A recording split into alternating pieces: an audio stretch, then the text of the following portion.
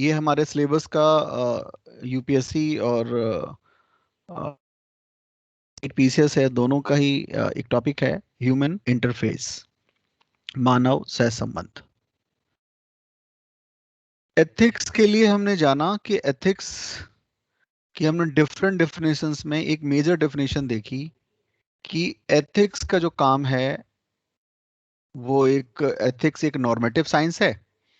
Normative science का मतलब norms बनाने का काम कर रहा है, और नॉर्म्स बनाने का काम कर रहा है और उसके बेस पर हम ये तय करते हैं कि कोई भी वर्क एथिकल था या नहीं था, कोई वर्क मॉरल था या इमॉरल था या नॉन मॉरल था, जैसा भी है। तो नॉर्म्स बनाने का काम है। क्या ये नॉर्म्स फिजिक्स के लॉ की तरह सभी चीजों पर बराबर लागू होते हैं? जैसे फिजिक्स में फिजिक्स के जो रूल्स हैं, वो फिजिक्स के रूल्स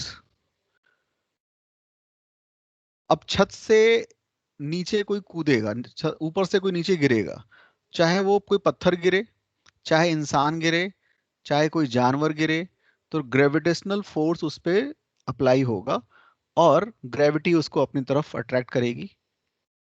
और ये फिजिक्स का रूल है, जिसके अंदर, जैसा कि आपको पता होगा, कि फिजिक्स में हम बेसिकली केवल और केवल क्या पढ़ रहे होते हैं, फोर्सेस के बारे में पढ़ रहे होते हैं।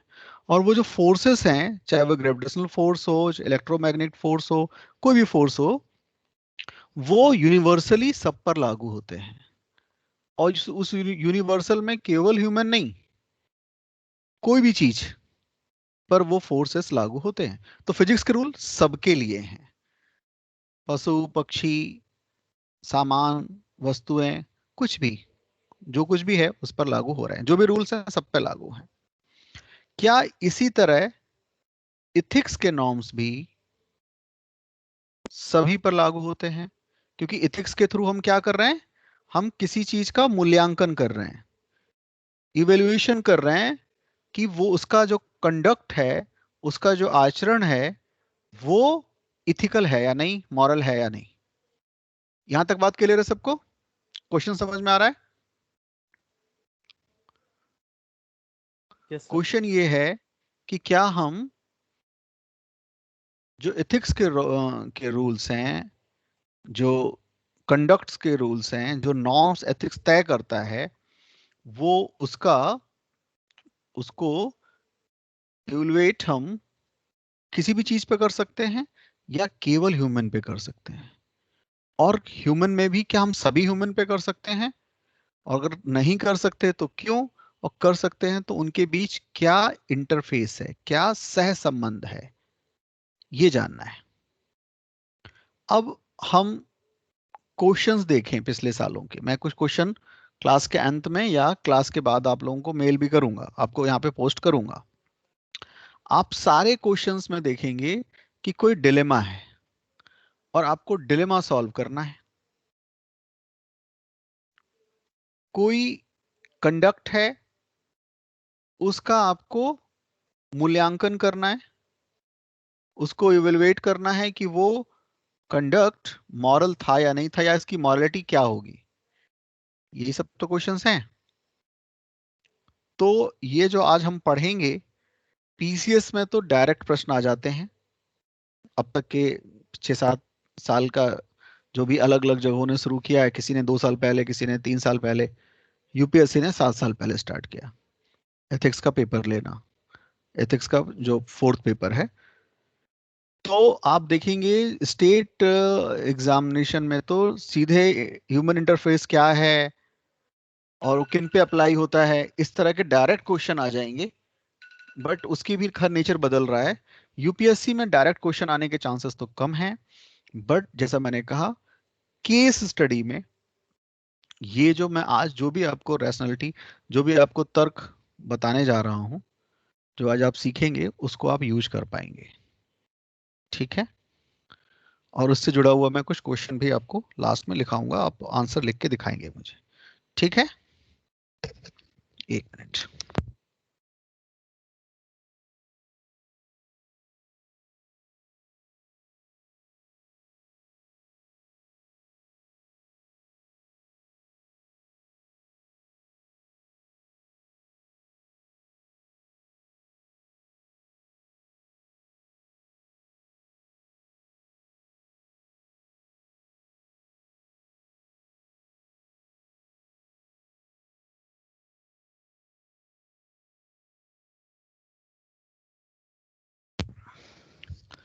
तो अब आप लोग मुझे बताएं, ह्यूमन इंटरफेस हो सकता है पहली बार सबने सुना हो, बट आप मुझे बताएं कि जो फंक्शन ऑफ एथिक्स है उसके अकॉर्डिंग, आपने कुछ तो समझा ही है पिछली क्लासेस में, उसके अकॉर्डिंग ह्यूमन इंटरफेस या एथिक्स का वर्क जो है वो कितना लिमिटेड है और किन किन चीजों पर किन किन कंडीशंस में अप्लाई होता है, थोड़ा सा आइडिया दें। बताएं मुझे। अमित हैं क्लास में क्या? नहीं है, कोई बात नहीं। आ, अभिनव आप बताएं, जल्दी से बताइए जो भी सर समझ में आ रहा क्वेश्चन है। एक बार फिर से रिपीट कर दीजिए क्वेश्चन। इथिक्स का जो बेसिक वर्क है, इवोल्यूशन, है ना, कि वो चीजों को इवेलुएट करता है, मूल्यांकन करता है, तो ये जो काम है इसका, वो केवल ह्यूमन पर है या सब पर है, फिजिक्स के रूल्स की तरह होता है, या क्या है, इसके बारे में कुछ बताएं। नहीं सर, फिजिक्स के रूल की तरह तो बिल्कुल एथिक्स के जो नॉर्म्स हैं वो बिल्कुल भी एप्लीकेबल नहीं है। और हम्म। बिल्कुल टाइम एंड स्पेस में बिल्कुल डिफरेंट होते हैं ये। और अगर हम हम्म। ह्यूमन की बात करें तो ये डिपेंड करता है सर कि किस ह्यूमन की क्या आइडेंटिटी है। हम्म। उसकी मतलब बॉडी आइडेंटिटी है या उसकी सोल आइडेंटिटी है, उसके अकॉर्डिंग उसके जो नॉर्म्स होते हैं वो डिसाइड करता है कि हम्म। क्या एक्ट्स क्या एथिकल हैं, क्या मोरल हैं, क्या नॉन मोरल हैं। तो मतलब हम्म। डिफरेंट है, वेरी वेरी करता है पर्सन टू पर्सन। हम्म। तो ये अगर आपने हेडिंग डाला है तो साथ में एक क्वेश्चन बनाइए। देखिए ये सब लोग, मैं आपको मैंने आपको बताया मैं अभी डिक्टेशन नहीं लिखवा रहा, कुछ कुछ क्वेश्चंस मैं लिखवाऊंगा या उनके आंसर भी लिखवाऊंगा, बट अभी तो आप अपने लिए लिख रहे हैं। तो क्वेश्चन के फॉर्म में अगर आपने हेडिंग डाल लिया उसके नीचे ही लिखिए, उसमें क्या क्या क्वेश्चंस आज हम सॉल्व कर सकते हैं, क्या क्या क्वेश्चंस पर हम विचार कर सकते हैं, किस किस के आंसर हमें आज निकालने हैं।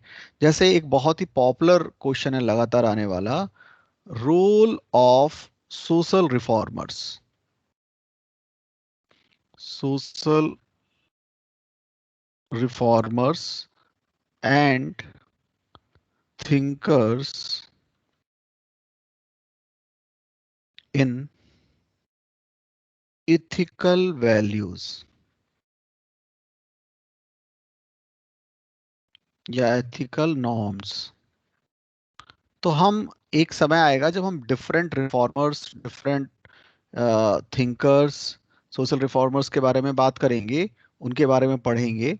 मेजर तीन चार पांच तो मैं पढ़ाऊंगा, बाकी मैं आप लोगों को नोट्स दूंगा, और हम इस तरह से तमाम थिंकर्स के बारे में पढ़ेंगे। मैं करीब करीब आपको 20-25 थिंकर्स के बारे में डायरेक्टली इनडायरेक्टली पढ़ाऊंगा, ये इससे भी ज्यादा हो सकते हैं। तो क्या रोल होता है किसी भी सोशल रिफॉर्मर का सोसाइटी में? अगर हम राजा राम मोहन रॉय का नाम लें, डॉक्टर अंबेडकर का नाम लें, गांधी का नाम लें, अगर हम वेस्टर्न वर्ल्ड में जाएं या उनको छोड़े भी, अपने यहाँ इतने सारे रिफॉर्मर्स हैं जो सोसाइटी में अलग अलग टाइम से किया। कुछ नाम वेस्टर्न वर्ल्ड के हमें अभी से ही, मैं सारे नाम तो नहीं पर कुछ बता सकते हैं, है ना। मिल का नाम लें, बेंथम का नाम लें, बहुत सारे नाम। तो नाम को हम एक तरफ कर भी दें, तो इन रिफॉर्मर्स का एक्चुअल में क्या रोल होता है, इनका काम क्या होता है, इनका क्या योगदान होता है समाज के सुधारने में, और समाज सुधारने से क्या मतलब होता है, ये हमें आंसर में लिखना होगा। तो ये भी आज के क्लास में हम क्वेश्चन पर ध्यान देंगे, ठीक है। और एक आइडियल सोसाइटी बनाना अगर इनका काम है, तो आइडियल सोसाइटी कैसे बनेगी और इसमें क्या रोल प्ले करेंगे, एक्चुअल में करेंगे क्या, ये एक्चुअल क्या करते हैं ये हम जानेंगे।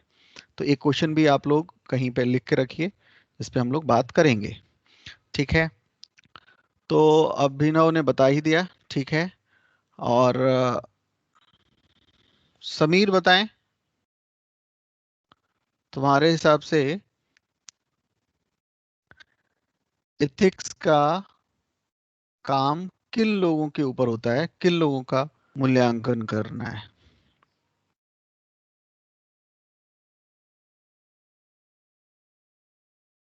एथिक्स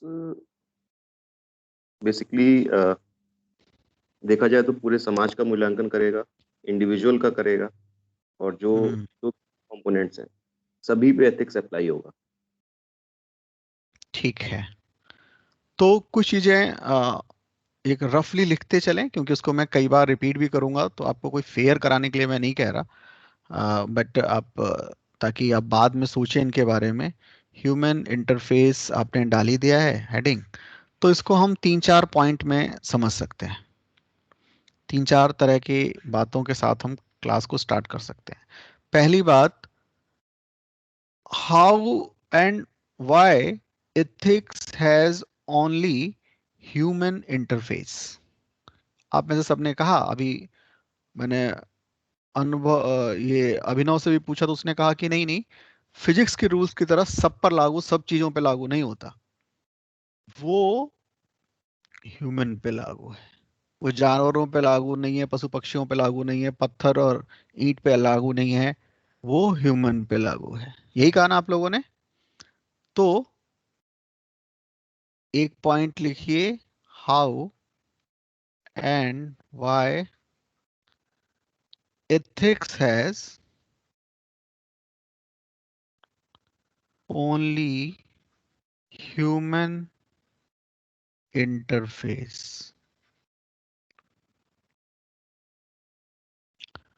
नैतिकता का मानव सहसंबंध कैसे और क्यों? मानव ही क्यों, ये हम समझते हैं, और फिर हम उसमें देखेंगे मानव मतलब क्या, सभी मानव। क्या एक बच्चे ने जो काम किया है, क्या उसके काम को हम मॉरल या इमोरल में रख सकते हैं? या और भी हम देखेंगे बहुत सारी चीजें। बच्चा नहीं है, बड़ा ही है, खूब जानकार है, तो उसके भी क्या हम सारे काम को रख सकते हैं? ये हम देखेंगे। तो पहली बात तो आप लोगों ने लिख ली, how and why ethics has only human interface. नैतिकता का मानव सहसंबंध कैसे और क्यों, पहला हो गया। दूसरी हम देखेंगे कि क्या कंडीशंस होती हैं, क्या ऐसी दशाएं होती हैं जिनमें यह प्रभावी होता है, इफेक्टिव होता है। ऐसे कौन से कंडीशंस हैं जिनमें यह प्रभावी होता है? तो वो दशाएं, वो कंडीशंस जिनमें यह प्रभावी होता है, तो कंडीशंस जिसमें ये इफेक्टिव होगा, मानव सहसंबंध ह्यूमन इंटरफेस इफेक्टिव होगा। तीसरा देख सकते हैं, जो मैंने अभी शुरू में कहा, उसी को इसी में देख भी लेते हैं, role of social reformers and thinkers. इसमें समाज सुधारकों तथा विचारकों का योगदान क्या है? समाज सुधारकों और विचारकों का, तो तीन पॉइंट में इसको आप एग्जाम के लिए भी लिख सकते हैं और अभी क्लास के लिए समझ सकते हैं। ठीक है, अगर फुल फेस क्वेश्चन आता है तो कुछ इसी तरह से कर सकते हैं। और इसमें कुछ भी हम बंधी बंधाई तरीके से चीजों को नहीं करेंगे, कई चीजें कई बार रिपीट होंगी, अलग अलग ढंग से होंगी। आपको अपना विचार बनाना है, मैं आपको कुछ इसमें कुछ रटाऊंगा नहीं, इसमें कुछ फैक्चुअल नहीं है, कि फैक्ट्स नहीं है कि मैं उनको आपको रटाऊं। एक समझ डेवलप करने की बात है, एक तर्क गढ़ने की बात है, तर्क समझने की बात है, तो उस ढंग से ही चलेंगे। ये तीन पॉइंट्स में हम आज की क्लास को बांधेंगे, ठीक है, जिसमें हम समझेंगे ह्यूमन इंटरफेस से रिलेटेड चीजों को। इससे पहले हम कुछ कॉन्सेप्ट को पहले से जान के रखें तो अच्छी बात है, ये हम अभी जान लेंगे, आगे भी जानेंगे। कुछ कॉन्सेप्ट हम यूज करेंगे यहाँ पर, वही ये सब जानने के लिए फ्री विल वाला, फ्री विल और वॉलंटरी एक्ट। यानी कि फ्री विल की हिंदी है संकल्प की स्वतंत्रता, और स्वैच्छिक कृत्य, स्वैच्छिक कार्य या कृत्य। ठीक है, ये कॉन्सेप्ट दिमाग में रखेंगे, इनको यूज करते हुए इन प्रश्नों को हल करेंगे या इस टॉपिक को हम समझेंगे। किसी को कोई समस्या तो नहीं है? यहां तक सब समझ में आ रहा है? Yes sir. ठीक है, तो हम दो स्ट्रक्चर बनाते हैं, एक गोला बनाते हैं एथिक्स का और एक बना लेते हैं समझने के लिए ह्यूमन बीइंग का। देखते हैं एथिक्स के फंक्शंस क्या हैं। सबसे पहले तो यही जानते हैं, फंक्शन ऑफ एथिक्स। फंक्शन मतलब कार्य। एथिक्स के कार्य हैं क्या? तो एथिक्स के क्या कार्य हैं या क्या शर्तें हैं, क्या ऐसे नेसेसरी कंडीशंस हैं जिन पर ये काम करता है, फंक्शन करता है एथिक्स के। तो यहाँ पे आपको मैंने बहुत सारी डेफिनेशन सिखाई हैं आपको पिछले कई दिनों में, तो मुझे बताएं यहाँ पर अगर हम फंक्शन की बात करें तो कौन सी डेफिनेशन याद आती है कि एथिक्स की फंक्शन हमें बताना है या लिखना है? तो जल्दी से बताओ। फंक्शन ऑफ एथिक्स में लिख रहा हूं, आप बताओ। बहुत सारी डेफिनेशन सीखी हैं और फिर मैंने कहा उसको जरूरत के हिसाब से उनको यूज करेंगे। तो यहां बताओ, मुझे लिखना है फंक्शन ऑफ एथिक्स, कौन सी डेफिनेशन ख्याल आती है आपको सबसे पहले? बताओ। Decision making. और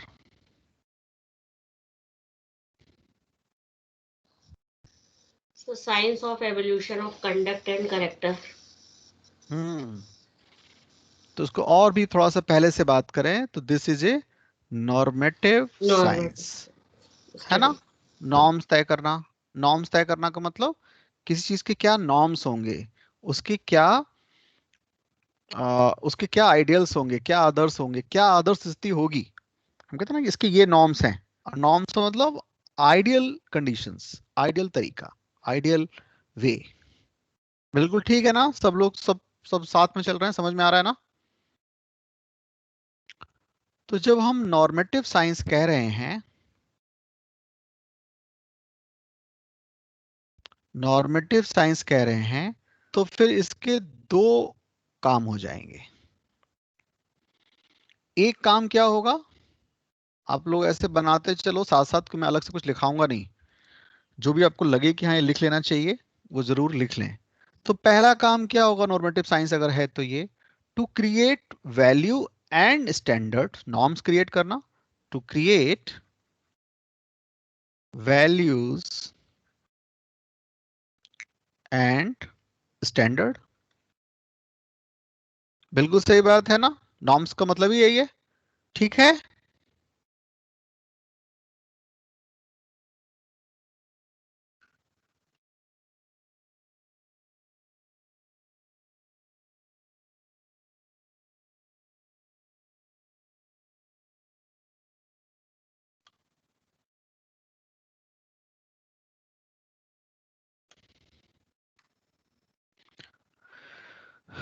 और क्या काम होगा इसका? तो एक तो नॉर्मेटिव साइंस होने का मतलब ये हुआ कि कुछ ये स्टैंडर्ड और वैल्यूज तय करेगा। दूसरा नॉर्मेटिव साइंस होने का मतलब क्या है? सर ये प्रोवाइड करता है जस्टिफिकेशन को, क्या सही है क्या गलत, और उसके लिए पनिशमेंट भी देता है नॉर्मेटिव। तो एक तो हो गया कि ये वैल्यूज और स्टैंडर्ड्स को क्रिएट करता है, और टू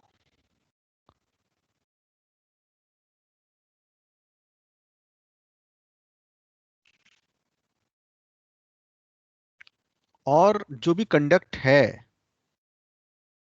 उसका ये क्या करता है? इवेल्युएशन, मूल्यांकन। यही तो दो काम है इसका, दो फंक्शन होगा। नॉर्मेटिव साइंस अगर है ये तो उसके दो फंक्शन है। सबसे पहला क्या है? टू क्रिएट वैल्यूज और स्टैंडर्ड, और दूसरा मतलब पहला काम क्या होगा, क्या करना चाहिए। नॉर्मेटिव साइंस है तो ये बताएगा क्या करना चाहिए, क्या करना मॉरल या इथिकल होगा। पहला काम हो गया। दूसरा, जो भी काम हुआ है उस काम का इवेल्युएशन करना, मूल्यांकन करना। मतलब वैसा जैसा काम करना चाहिए, अगर ये नॉर्म्स तय हुए हैं तो वैसा काम किया गया है या नहीं, इसका मूल्यांकन करना। बिल्कुल ठीक है ना। बोर्ड अभी भी दिख रहा है ना आप लोगों को, या यस अब सर, नहीं दिख रहा। दिख रहा है सर। हम्म।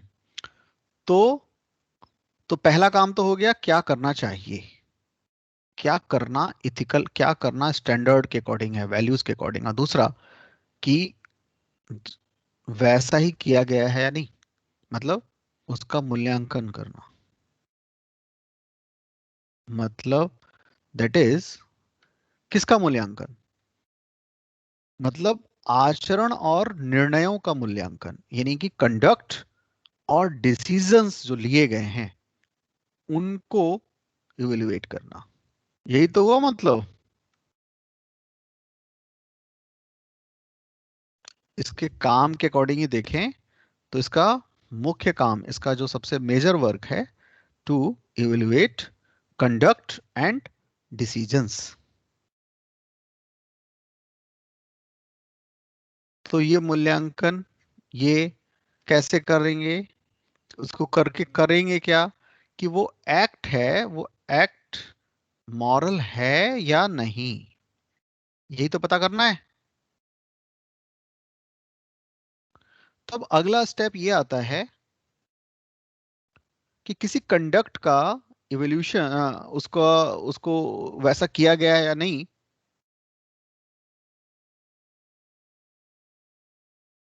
उसको इवेलुएट करना कब किया जा सकता है, उसका मूल्यांकन कब किया किया जा सकता है। किसी भी चीज का मूल्यांकन, किसी आचरण का मूल्यांकन, किसी कंडक्ट का मूल्यांकन कब किया जा सकता है, जब किया जा सकता है जब वो उसके लिए अकाउंटेबल ठहराया गया हो, वो उसके लिए अकाउंटेबल भी हो। यानी कि इथिक्स का काम कब शुरू होगा, इथिक्स का काम है इवैल्यूएशन, बट एवोल्यूशन किस चीज का होगा, किस आचरण का, किस कंडक्ट का, जिसके लिए मैं अकाउंटेबल हूं। सही बात है या नहीं। Yes sir. बिल्कुल ठीक है। तो एथिक्स लिखा आपने, एथिक्स का काम है कि भाई वो मूल्यांकन करेगा, इवैल्यूएशन करेगा, बट वो कब करेगा, जब मैं उस काम के लिए अकाउंटेबल भी हूं। और अकाउंटेबल मैं कब होता हूं अपने काम के लिए, अपने ऑर्डर के लिए, अपने डिसीजन के लिए, अपने कंडक्ट के लिए, बताओ। जब वो मैंने अपनी इच्छा से की हो। यस और नो। मतलब वो एक्शन मेरे लिए कैसा हो, वॉलेंट्री हो। यस और नो, बताओ। यहां तक बिल्कुल क्लियर है। ये सर तो बोर्ड पे आप, कुछ लिख रहे हैं क्या आप? मैं बोल भी रहा हूं, अगर बोर्ड पे नहीं दिख रहा है तो ठीक है। व्हाइट बोर्ड दिख रहा है, कुछ लिखा नहीं दिख रहा। हाँ तो मैं लगातार बोल भी रहा हूँ, आप उसको अपने हिसाब से बड़ा छोटा भी कर सकते हैं अपने बोर्ड को, ठीक है। मैं लगातार बोल रहा हूँ, जो भी मैं लिख रहा हूँ या नहीं भी लिख रहा हूँ, बोल रहा हूँ लगातार, ठीक है।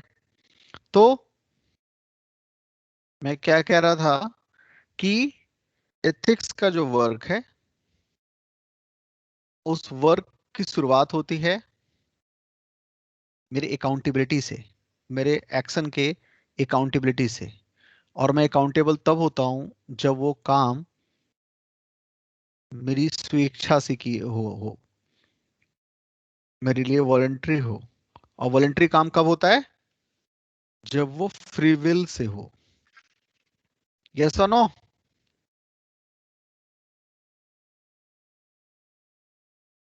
Yes sir.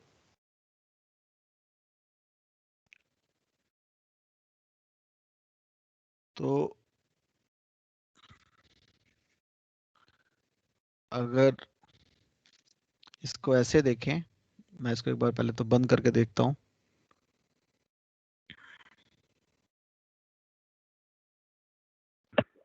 सर इसमें एक छोटा सा क्वेश्चन था। हाँ, सर वॉलेंटरी एक्शन की बजाय जो काम मुझे असाइन हुआ है या जो काम मुझे सौंपा गया है उसमें अकाउंटेबिलिटी ज्यादा नहीं होगी इन रादर देन वॉलेंटरीली एक्शन पे? वॉलंटरी एक्शन का मतलब वो काम, हाँ जो फ्री विल से अपने मतलब अपनी स्वेच्छा से हम कर रहे हैं।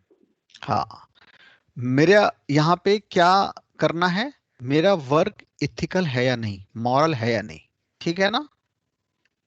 यहाँ पे क्या हम पता लगा रहे हैं, हम किस चीज का, हम क्या देख रहे हैं यहाँ पर, मॉरलिटी और इथिकलिटी को, राइट। तो मैं मॉरल तब हूं उस काम के लिए जिस काम के लिए मैं अकाउंटेबल हूं। अगर कोई और अकाउंटेबल है तो उसका इवेल्युएशन नहीं हो सकता,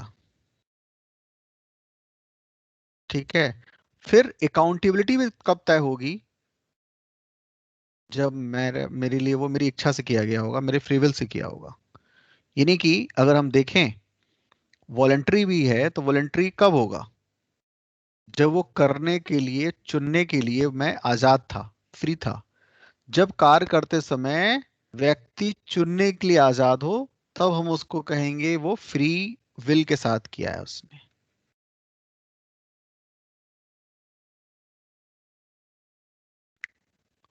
फ्री विल कब होगा, उसके लिए कंडीशंस क्या हैं, कब हम कहेंगे कि ये स्वतंत्र संकल्पना के साथ की गई है।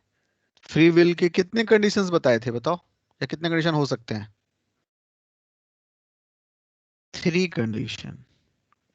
3 कंडीशन। 3 कंडीशंस अगर हैं तो हम कहेंगे कि फ्री विल के साथ काम किया गया है। पहला कंडीशन क्या है, जब काम करने वाले ने कार्य जानबूझ के किया हो, माने पूरे अवेयरनेस के साथ किया हो।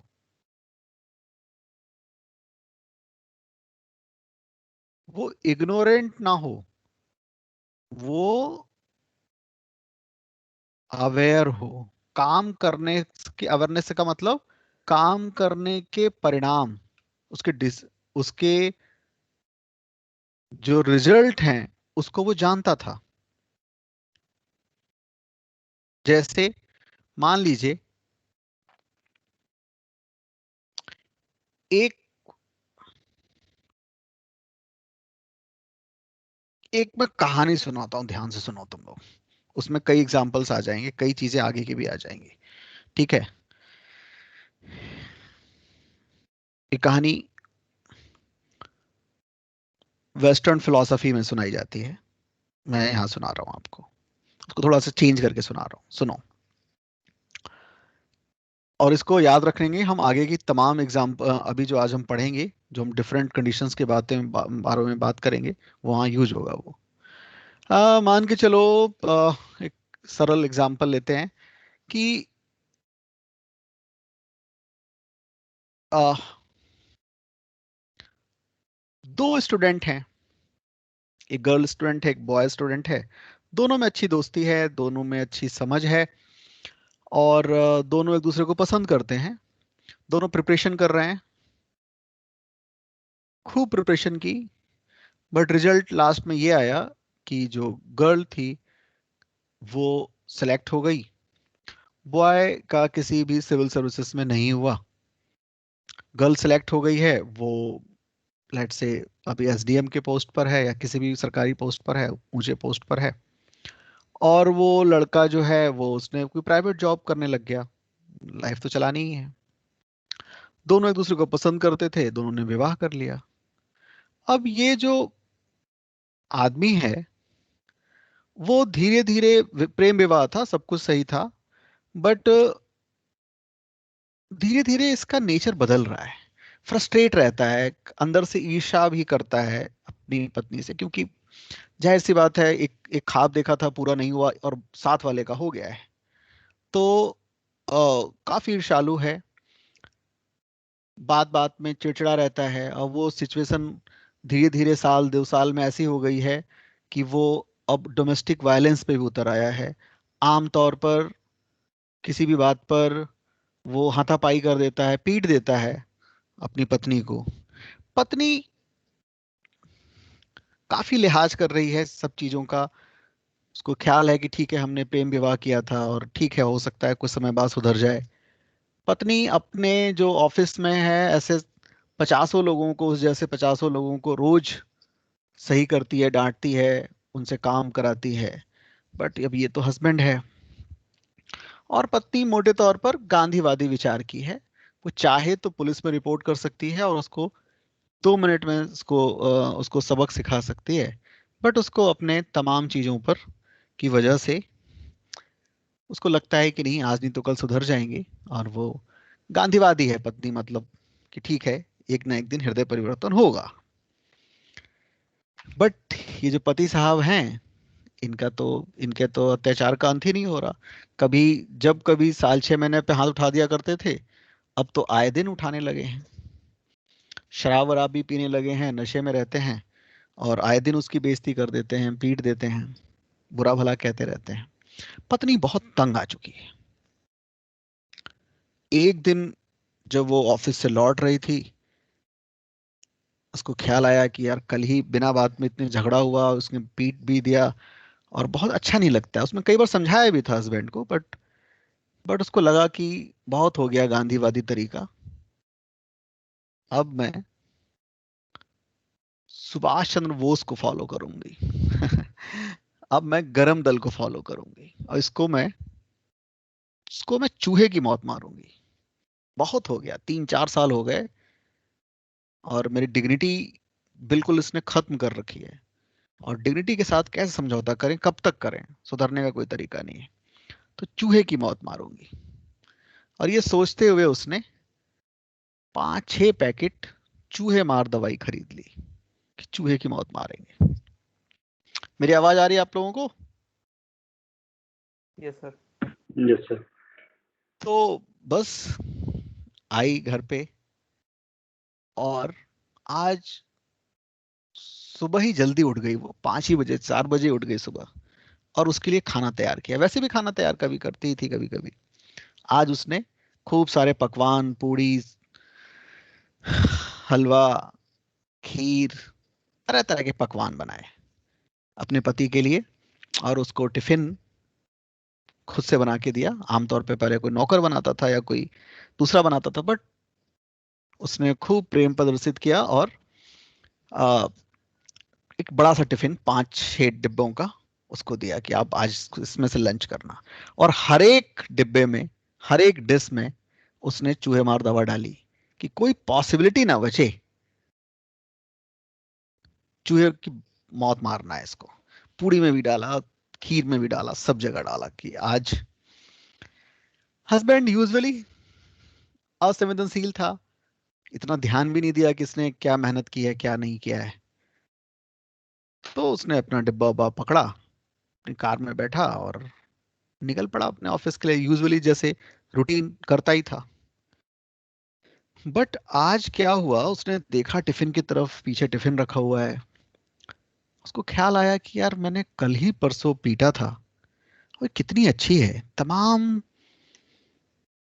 इतनी सारी बातों के बावजूद अब मैं फ्रस्ट्रेट हूं अपनी लाइफ से, मैंने अचीव नहीं किया, उसने किया, इसमें उसकी गलती तो है नहीं। मैं किन बातों का किससे और क्या बदला ले रहा हूँ। मतलब कुल मिला के उसने आत्ममंथन किया। फिर देखा कि बताओ, सुबह उठ के 4 बजे उठ के, है ना, 4-4, 5-5 टिफिन वाला सब मुझे टिफिन दिया है। मैंने बहुत अत्याचार किया है पिछले 3-4 साल इसके साथ, मुझे ऐसा नहीं करना चाहिए। कहने का मतलब अब उसका हृदय परिवर्तन हुआ है। ठीक है, कब? जब वो भगत सिंह वाले पे चली गई मोड़ पर, तब ये अब गांधीवादी मोड़ पर है। काफी ग्लानि है उसे, काफी अंदर से लग रहा है कि उसने अच्छा नहीं किया। और सोचा इसी ग्लानि में कि चलो जब लौट के जाऊंगा शाम को, तब तो मैं उससे अपनी माफी मांगूंगा ही। और पर आज मुझे पश्चाताप करना चाहिए, प्रायश्चित करना चाहिए गांधी के हिसाब से। आज मुझे अन्न नहीं ग्रहण करना चाहिए, ताकि मैं शाम को जाऊं और इस बात का अनुग्रह करूं कि भाई जो हुआ वो तो हुआ, उसके लिए मैं गलती है, और आज मैंने खाना भी नहीं खाया है, हम दोनों मिल के खाएंगे। कितना समय हो गया साथ में बैठ के खाए नहीं, एक साथ नहीं खाए। यही सब सोच रहा है वो। इतने में यूजुअली जो एक कोई रेड लाइट आ गई, ठीक है, 2 मिनट गाड़ी रुकती है, वो रोज ही गाड़ी वहां पे रुकती है, रेड लाइट है ही उसके रास्ते में। और रेड लाइट पे जैसे हमने देखा है दिल्ली विल्ली जगहों पर कि 2 मिनट की जो रेड लाइट होती है, इतने में भिखारी गैंग जो है वो टूट पड़ते हैं अपने भीख भीख मांगने के लिए। यूजुअली हमेशा ही टूट पड़ते थे। इसके पास आते भी नहीं थे, क्योंकि ये बड़ा खुसट सा आदमी था, कुछ देता वेता था नहीं, फालतू लेक्चर देता था, तो इसके कार के पास कोई आता भी नहीं था भिखारी। फिर इसको लगा कि यार आज मुझे खाना नहीं खाना है अगर, तो क्यों ना मैं अच्छे काम की शुरुआत करूं, खाना इन भूखे लोगों को दे दूं। उसने एक को बुलाया भी, भिखारी को बुलाया और कहा कि तुम भीख क्यों मांगते हो। भिखारी ने भी कहा कि साहब टाइम खराब मत करो, धंधे का टाइम है, लेक्चर वेक्चर मत दो, कुछ देना है तो दो, वरना वो 2 मिनट का रेड लाइट है, मैं कहीं और ट्राई करूं, कहीं और मांगू। उसने कहा कि अरे नहीं भाई, देना है, बात करो। उसने कहा कि किस लिए कहते हैं, खाना खाने के लिए, पेट भरने के लिए। उसने कहा कि खाना खाने के लिए ही अगर भीख मांगते हो तो खाना है, बहुत खाना है, मिल बांट के खाओ, 5-6 लोगों का खाना है, कोई कमी नहीं है। और उसने अपना खाना उन भिखारियों को दे दिया। वही हुआ, भिखारियों ने खाया, और क्योंकि जहर था सब में, और कई भिखारी, 5-7 लोग, मृत्यु हो गई। ठीक है, अब इस कहानी को याद रखना है।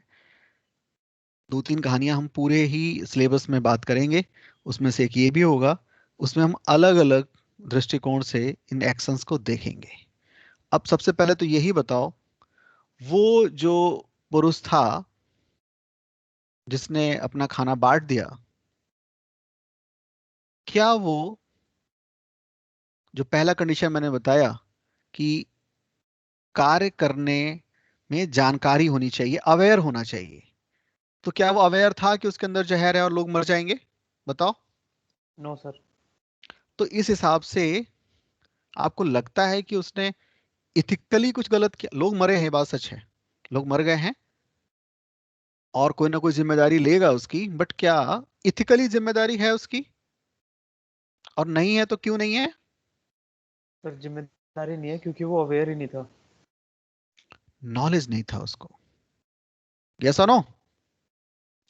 या यस आप में सर। से कोई बताए कि वो इथिकली जिम्मेदार है उनकी मौत का? अगर किसी को लगता है तो बताए।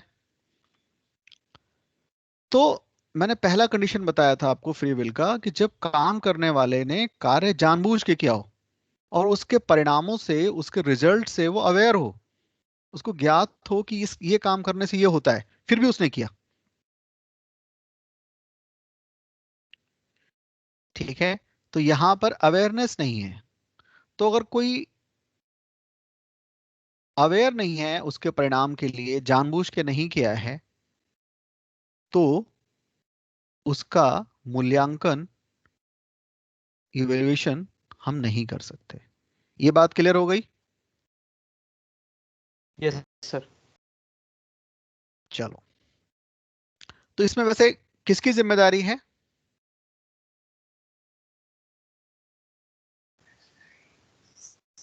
सर जिम्मेदारी तो शायद वाइफ की भी नहीं है, क्योंकि उसे ये नहीं पता था ना कि भाई वो भिखारियों को दे देगा खाना।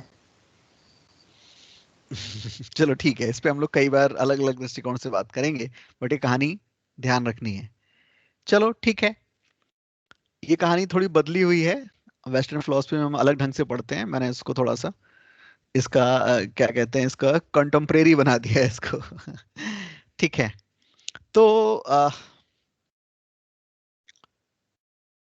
एक तो हो गया जब काम, तो 3 कंडीशंस मैंने बताई आपको। पहला कंडीशन कि अवेयरनेस होनी चाहिए, अवेयर हो वो।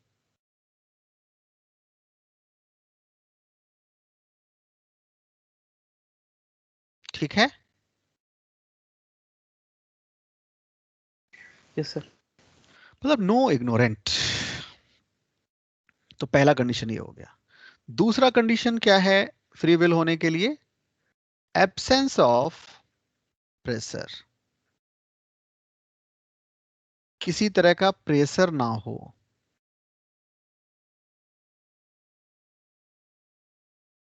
प्रेशर कैसा कैसा हो सकता है? इंटरनल हो सकता है, एक्सटर्नल हो सकता है। यस और नो? प्रेशर बनाया जा सकता है। हम एक एग्जांपल और लेते हैं, फ्री एग्जांपल भी हम लोग कई बार लेंगे, इसलिए ध्यान से सुनना है। वही एक बैंक का एग्जांपल हम ले सकते हैं कि भाई एक बैंक में कुछ लुटेरे घुसते हैं, कैशियर के और लोगों के सिर पे बंदूक रखते हैं, गन पॉइंट रखते हैं,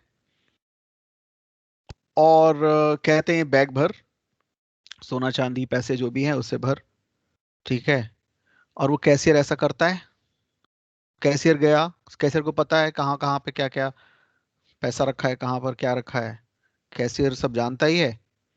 और उसने गन पॉइंट पर किया, लेकिन कैशियर गया और सब भर के लेके आया और एक को दिए, एक लुटेरे को, और वो लुटेरे उसको लेके चले गए।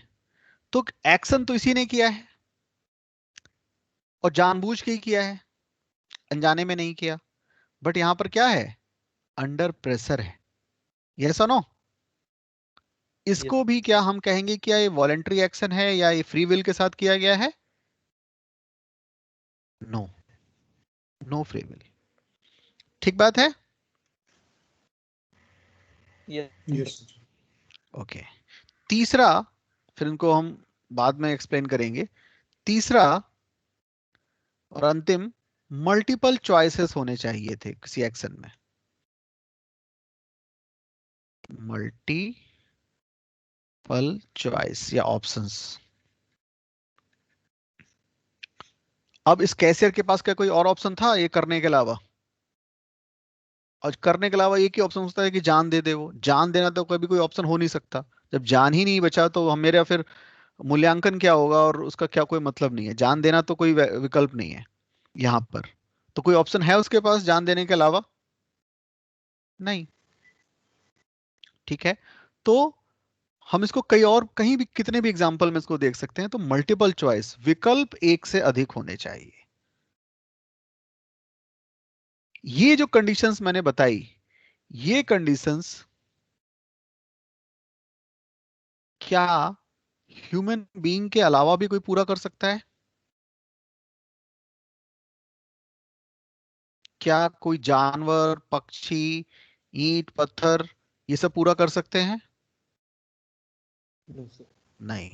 तो दैट इज, लिख लो, these conditions are fulfilled by some human beings only। केवल कुछ ह्यूमन बींग्स ही इसको फुलफिल कर सकते हैं। तो मतलब एथिक्स का काम जो है, इवोल्यूशन करना काम है, बट सबका नहीं, बहुत थोड़े से ह्यूमन बीइंग का पर ही ये अप्लाई होगा। क्योंकि ये शर्तें केवल मानव पूरी कर सकते हैं, और मानव में भी कुछ ही मानव पर लागू होते हैं। ठीक है। अगर एग्जाम में आता है फिजिक्स के रूल से इसको देखने के लिए, तो आप यहाँ पर कंपेयर करके बता सकते हैं। जबकि फिजिक्स के लॉज सभी वस्तुओं पर, पशुओं पर, पक्षियों पर, मनुष्यों पर, सब पर लागू होते हैं। जबकि एथिक्स जो ऊपरी कंडीशंस बताएं उनके अकॉर्डिंग लागू होते हैं। ठीक है। और ये फ्री विल्स, ये सब कुछ ह्यूमन में भी कौन से ह्यूमन बीइंग जिसने वो एक्शन फ्री विल से किया हो? बात समझ में आ रही है? फ्री विल की शर्तें मैंने बताई थी ना, उन्हीं को मैं और एक्सप्लेन कर रहा हूं। पहली शर्त बताई थी कि फ्री विल की पहली शर्त क्या थी? 3 शर्तें हैं। विल व्यक्ति की अवेयरनेस। होनी चाहिए। विल जो है उसी व्यक्ति की होनी चाहिए, उसी पर्सन की होनी चाहिए। उस बैंक वाले किस्से में उसका एक्शन था पर विल उसका नहीं था। तो फ्री विल की दशाएं हैं, विल व्यक्ति की होनी चाहिए। इस विल में उस पर्सन की जो कंडीशंस हैं वो कौन कौन से कंडीशंस होंगे इसके अंदर भी। पहला, नॉलेज होना चाहिए। मतलब नॉलेज, कैसा नॉलेज होना चाहिए? रिजल्ट, उसके रिएक्शन का, मतलब परिणामों का ज्ञान होना चाहिए। तो नॉलेज वाले में लिखो, उस कंडीशंस को मैं फिर से एक्सप्लेन कर रहा हूं। नॉलेज, किस चीज का नॉलेज? रिजल्ट का। एक बच्चा है 1.5-2 साल का, जैसे ही आपने गोदी लिया, सूसू कर दिया उसने, उसे किसी भी चीज का ज्ञान नहीं है, ना परिणाम का ज्ञान है, ना नियमों का ज्ञान है, ना उचित या अनुचित का ज्ञान है। जब ज्ञान ही नहीं है तो उसकी फ्री विल मानेंगे? उसकी मानेंगे?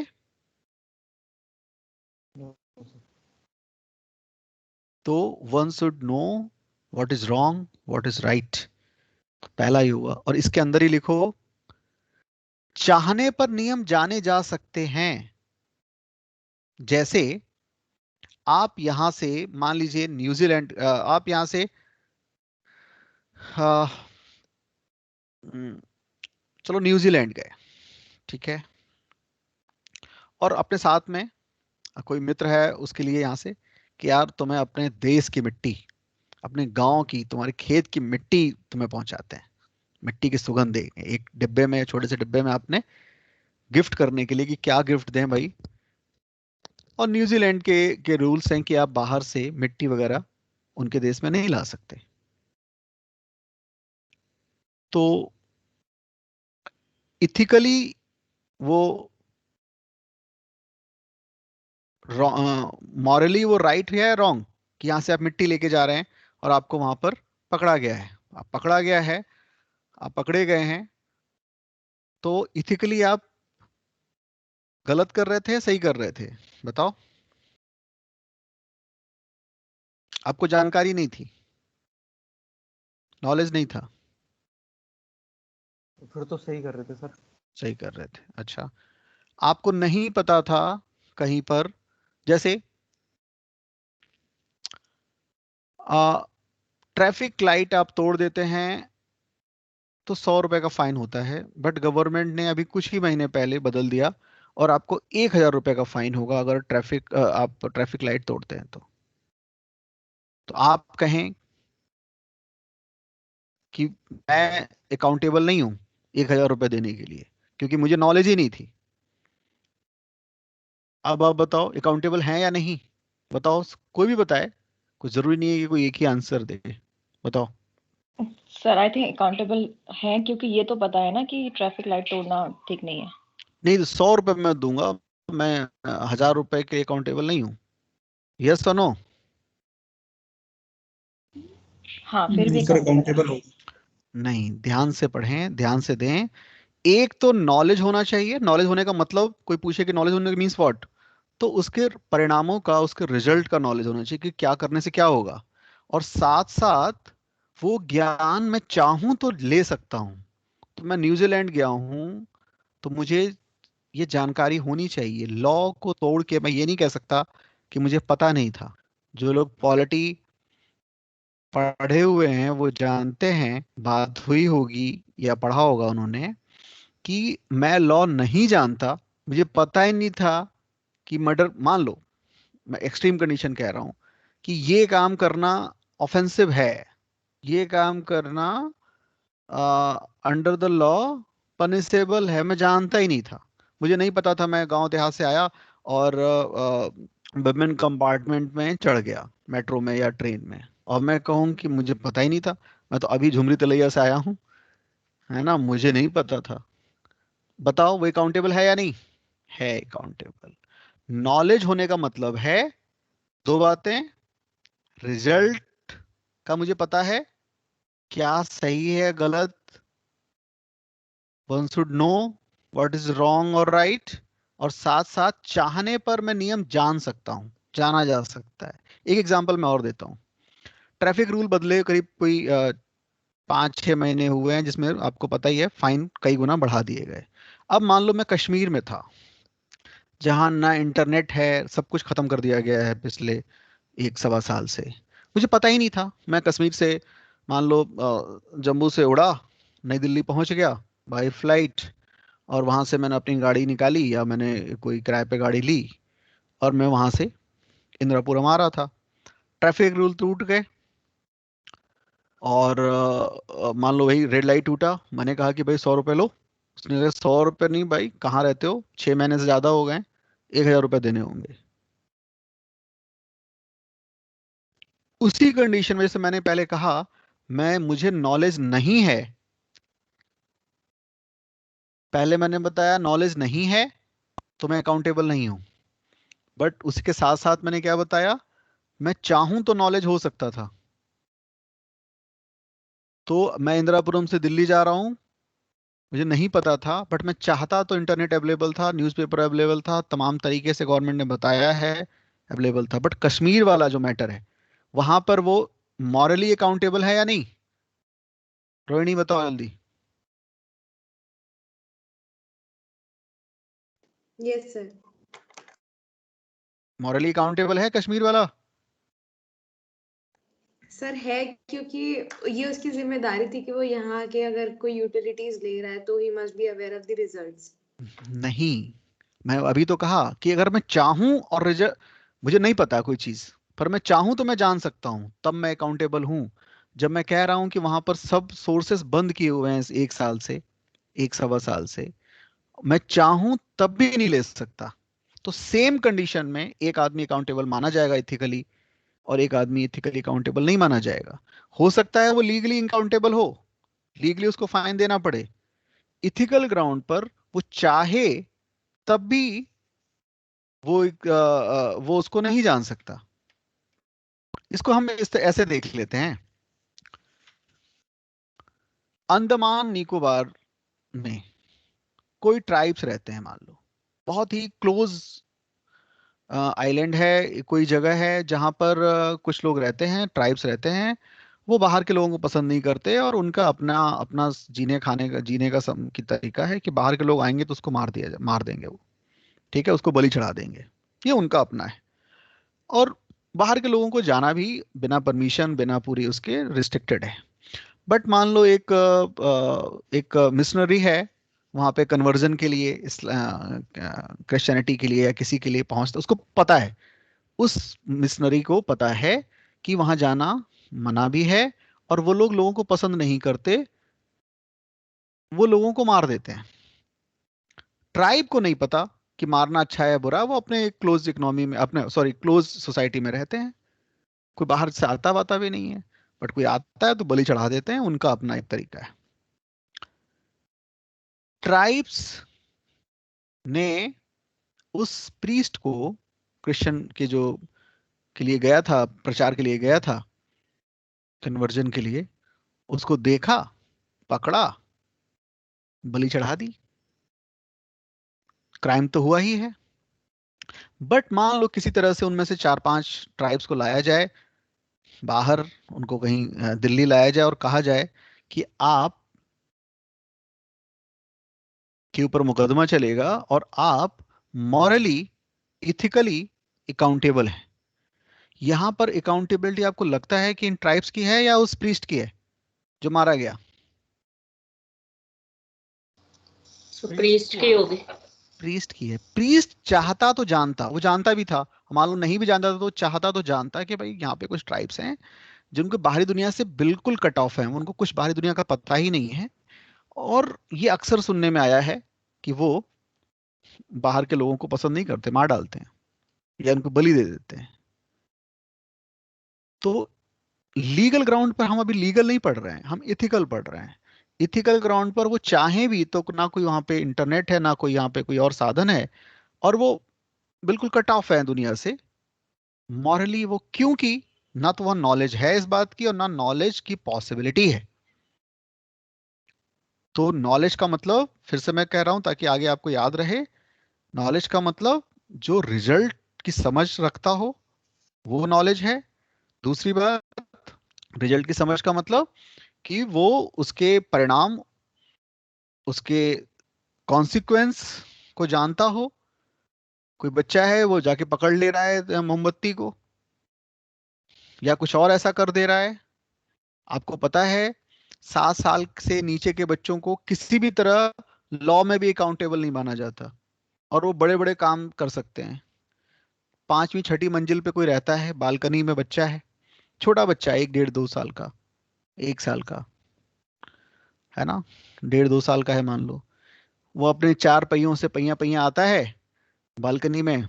माँ बाप की जिम्मेदारी है पर उन्हें ध्यान नहीं दिया, वो बालकनी पे आता है और कोई सामान रखा हुआ है, कुछ भी ऐसा रखा है जिसको, कोई मोबाइल ही रखा है, मोबाइल है, मोबाइल को उसको वो किसी तरह से सरकाता है, और बालकनी से 5वीं मंजिल से वो मोबाइल नीचे गिर जाता है बालकनी से।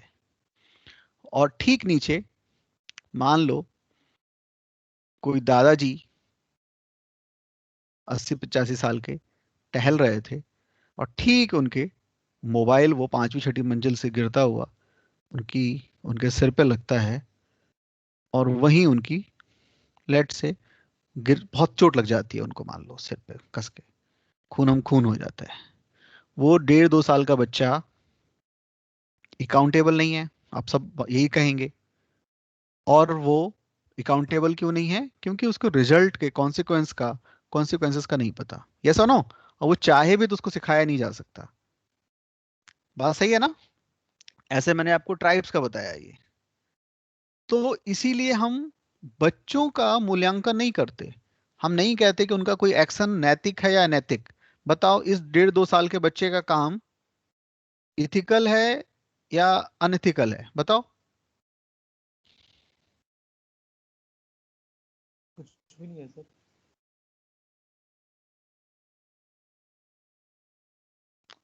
अरे ये तो हाँ ना बताओ तुम लोग। हाँ सर, वही तो, ना एथिकल कह सकते हैं इसको तो ना अनएथिकल कह सकते हैं। क्योंकि वो बच्चा अबोध है।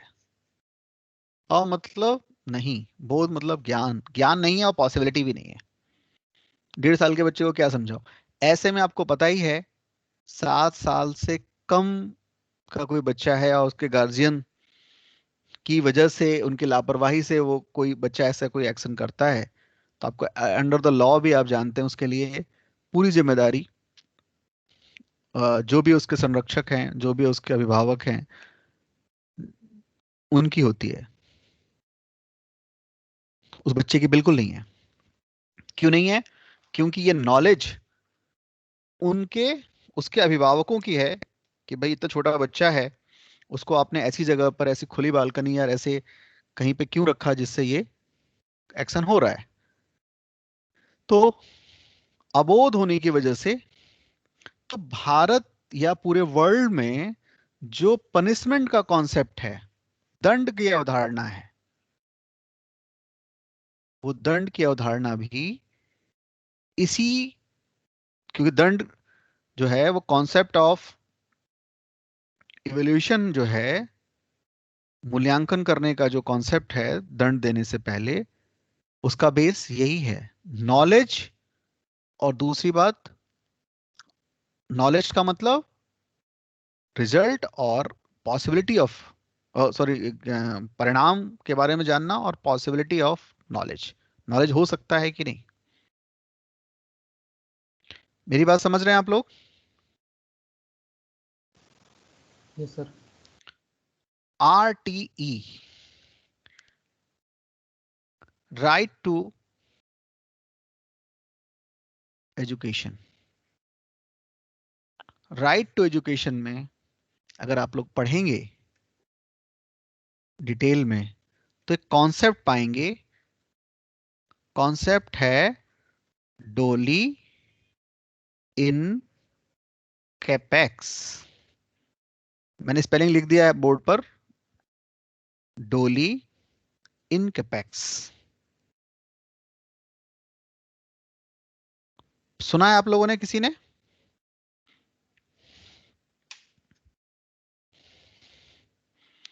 DOLI इन कैपेक्स, INCAPAX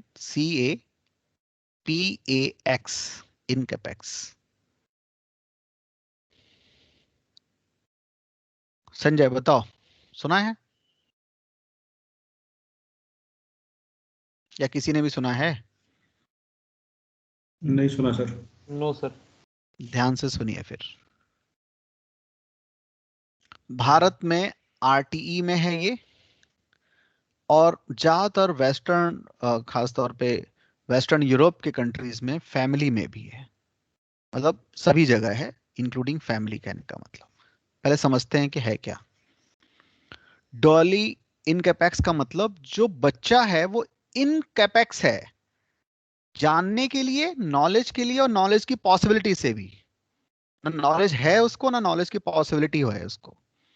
ऐसे में वो कुछ भी करता है तो उसको शारीरिक दंड नहीं दिया जा सकता, उसको पीटा नहीं जा सकता। जैसे हमारे यहाँ स्कूल है ना, हमारे स्कूल पीटने की परंपरा के बहुत बड़े चलाने वाहक हैं।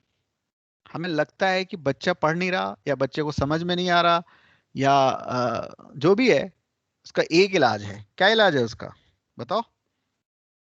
पीट दो। ठीक से पीटो, ठीक से पीटो। आप लोग तो ज्यादातर लोग काफी लकी रहे होंगे, एक आध लोग हो सकते हैं कि जो एक आध लोगों को छोड़ दें तो, वरना कुछ साल पहले तक पेरेंट्स टीचर के हवाले ये कह के करते थे बच्चे को कि सर या गुरुजी, मुंशी जी, संकोच ना कीजिएगा, हड्डी छोड़कर बाकी सब आपका है। ठीक है। और प्रभु की कृपा से मास्टर भी कभी निराश नहीं करता था माँ बाप को। ठीक है। एक नागार्जुन की कविता याद आती है। नागार्जुन बहुत बड़े हिंदी के कवि हैं। अब लंबी चौड़ी कविता है, बट अब जो याद आ गया है सुन लो। समीर ध्यान से सुनो। लगा लगा के मिनट मिनट में 5 तमाचे, लगा लगा के मिनट मिनट में 5 तमाचे, इस तरह दुखी हरण मास्टर गढ़ता था आदम के सांचे। हर मिनट में 5 तमाचे लगाता था। जो दुखी हरण मास्टर था, या दुखियन मास्टर कहो, दुखियन मास्टर था, आदम के सांचे, मतलब आदम वही एडम ईव वाला, मतलब जो सांचे में ढालता था, वो सिखाता था, सबक सिखाता था। कैसे सिखाता था? हर मिनट 5 तमाचे मार के। 5 तमाचे मार के। तो कविता लंबी चौड़ी मुझे पूरी याद नहीं है, बट मेन चीज याद आ गई इस अभी पढ़ा। तो डोली इनकैपेक्स में ये है कि वो जो गलती कर रहा है बच्चा, आप उसको क लिखना सिखा रहे हैं, अब वो स्लेट पे आ ही नहीं रहा उसके क पूरा। क लिखना सच में बड़ा मुश्किल है। पहली बच्चे की नजर से देखिए, क हिंदी का क, एक पूरा गोला बनना है और एक आधा, वो भी टेढ़ा। भैया हम तो बहुत पिटे हैं क पे। तो लेकिन तरीका क्या है? ऐसा मारो कि आंखों के नीचे दीपक जले 5 मिनट कम से कम। तो लगा लगा के मिनट मिनट में 5 तमाचे, दुखिया मास्टर गढ़ता था यूं आदम के सांचे। इसको पूरी तरह बैन कर दिया गया है आरटीई में। अगर गुरुजी ऐसा करते हैं तो ये क्रिमिनल ऑफेंस होगा। इसके पीछे तर्क क्या है? क्यों नहीं मार सकते बच्चे को? उसकी गलतियों पे क्यों नहीं मार सकते? शारीरिक दंड मतलब क्यों नहीं दे सकते? सर क्योंकि वो नॉलेज नहीं है उसको, और पॉसिबिलिटी भी नहीं है। क्या ये बात पूरी तरह समझ में आ गई आप लोगों को सभी? Yes sir. तो ये डोली इनकैपेक्स ये फैमिली में भी लागू है कई जगह पर। अगर पेरेंट्स, माँ बाप कई वेस्टर्न यूरोप में पीटे, शारीरिक रूप से मारें, और वो बच्चा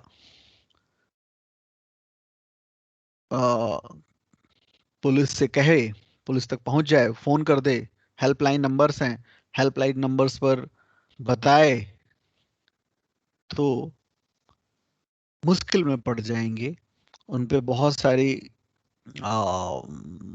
सारा उनको आर्थिक दंड देना पड़ेगा, और बार बार करने पर हो सकता है कि उनको जेल भी हो जाए पेरेंट्स को।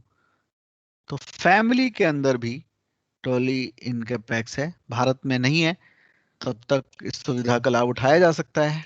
बाकी तो आप लोग समझदार हैं, ठीक है। तो कहने का मतलब है कि आप जो उस बच्चे पर को सुधारने के लिए, या जो उसने बदमाशी की है सुधारने के नाम पर जो अपनी खीज मिटा रहे हैं, वो पूरी तरह गलत है, क्योंकि वो बच्चा वो जानता ही नहीं और ना जान सकता है,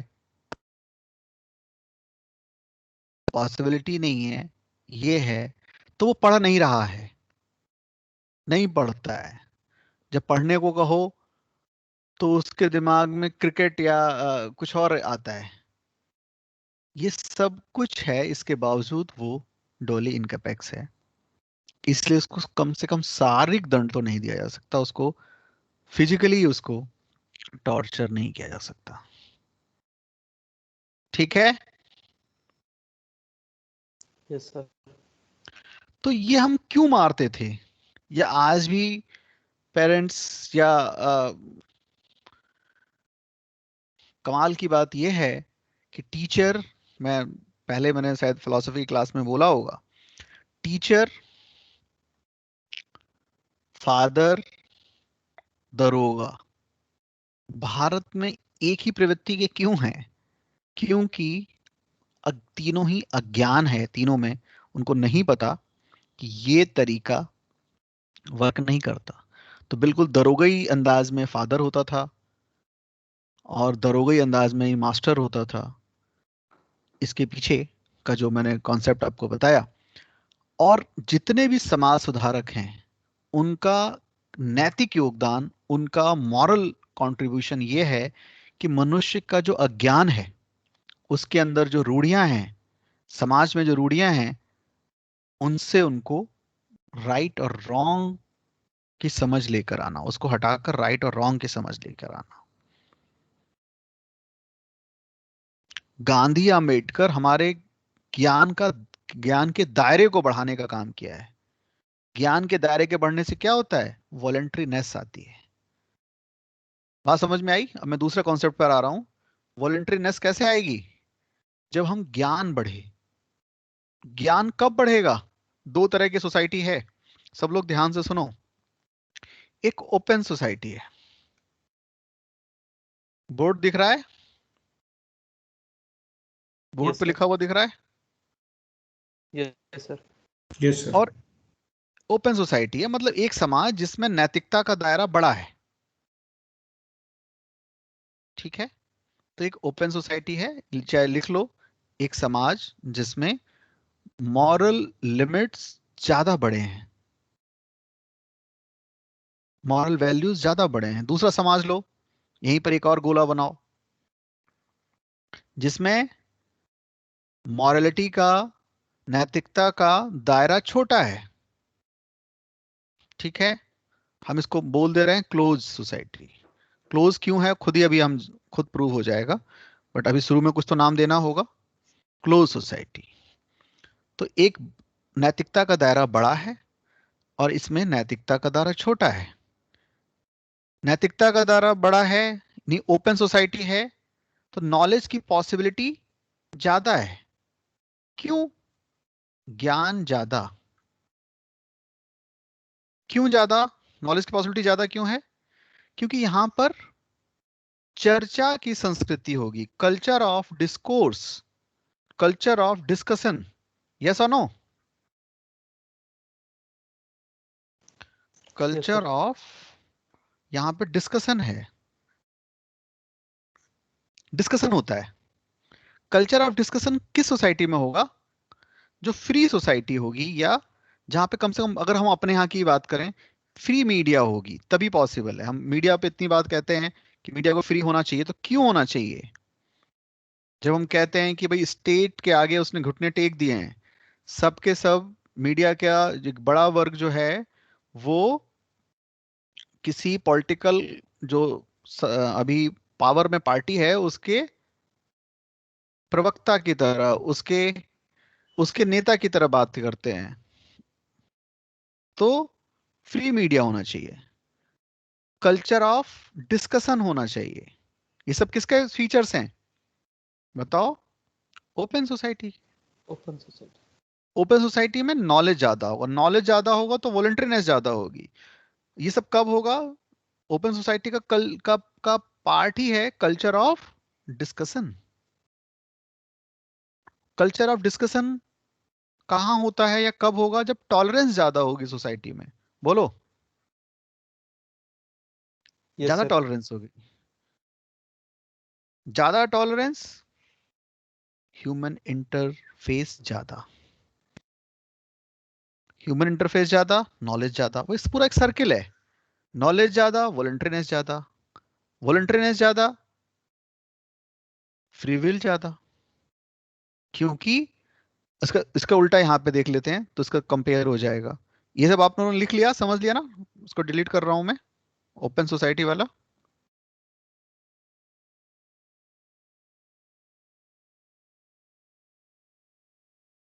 अनुराग समझ में आ रहा है?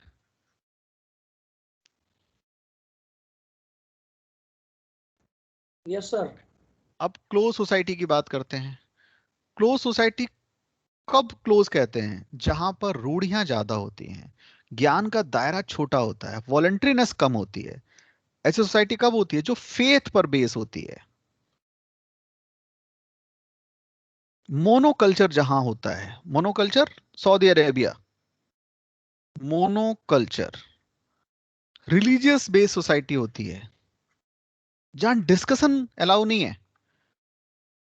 एक किताब है जो सदियों पहले लिखी गई है और वो अंतिम सत्य है, उस पर डिस्कशन अलाउ नहीं है। फ्री या कल्चर ऑफ डिस्कशन या डिस्कोर्स नहीं है। फेथ पर है तो टॉलरेंस बहुत कम है। फेथ और टॉलरेंस बिल्कुल एक दूसरे के अपोजिट हैं। यस और नो बताओ जल्दी। बात समझ में आ रही है ना रोहिणी? जो सोसाइटी फेथ पर बेस है यस सर। वहां पे टॉलरेंस कम है। टॉलरेंस कम है तो वो जो है उसी को अंतिम सच मान के चल रहे हैं। वो बिल्कुल उसमें मॉडिफाई होने को तैयार नहीं है। तो अब बताओ किस में नैतिकता, किस में मॉरलिटी ज्यादा होगी? ओपन सोसाइटी में या क्लोज सोसाइटी में? ऑफ कोर्स ओपन सोसाइटी में। और ओपन सोसाइटी में ज्यादा होगी तो नए नए नॉलेज, नए नए नॉर्म्स आएंगे जो पहले से बेटर होंगे। खाप पंचायत की पॉसिबिलिटी आप कहां देख रहे हो?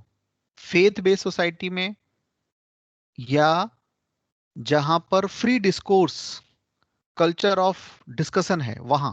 बताओ खाप। सर ये क्लोज सोसाइटी में जो फेथ बेस्ड है। और अगर वहां पर वो अपनी ही बेटी की या बहन की हत्या कर देते हैं, आप लोगों ने कई बार सुना होगा, क्या बोलते हैं उसको, इस तरह की हत्या को? Honour killing. Honour killing. Honour killing. Honour killing. कि भाई इज्जत ज्यादा प्यारी है, बेटी नहीं। बेटी से प्रेम है, बहन से बहुत प्रेम है, लेकिन इज्जत से ज्यादा नहीं।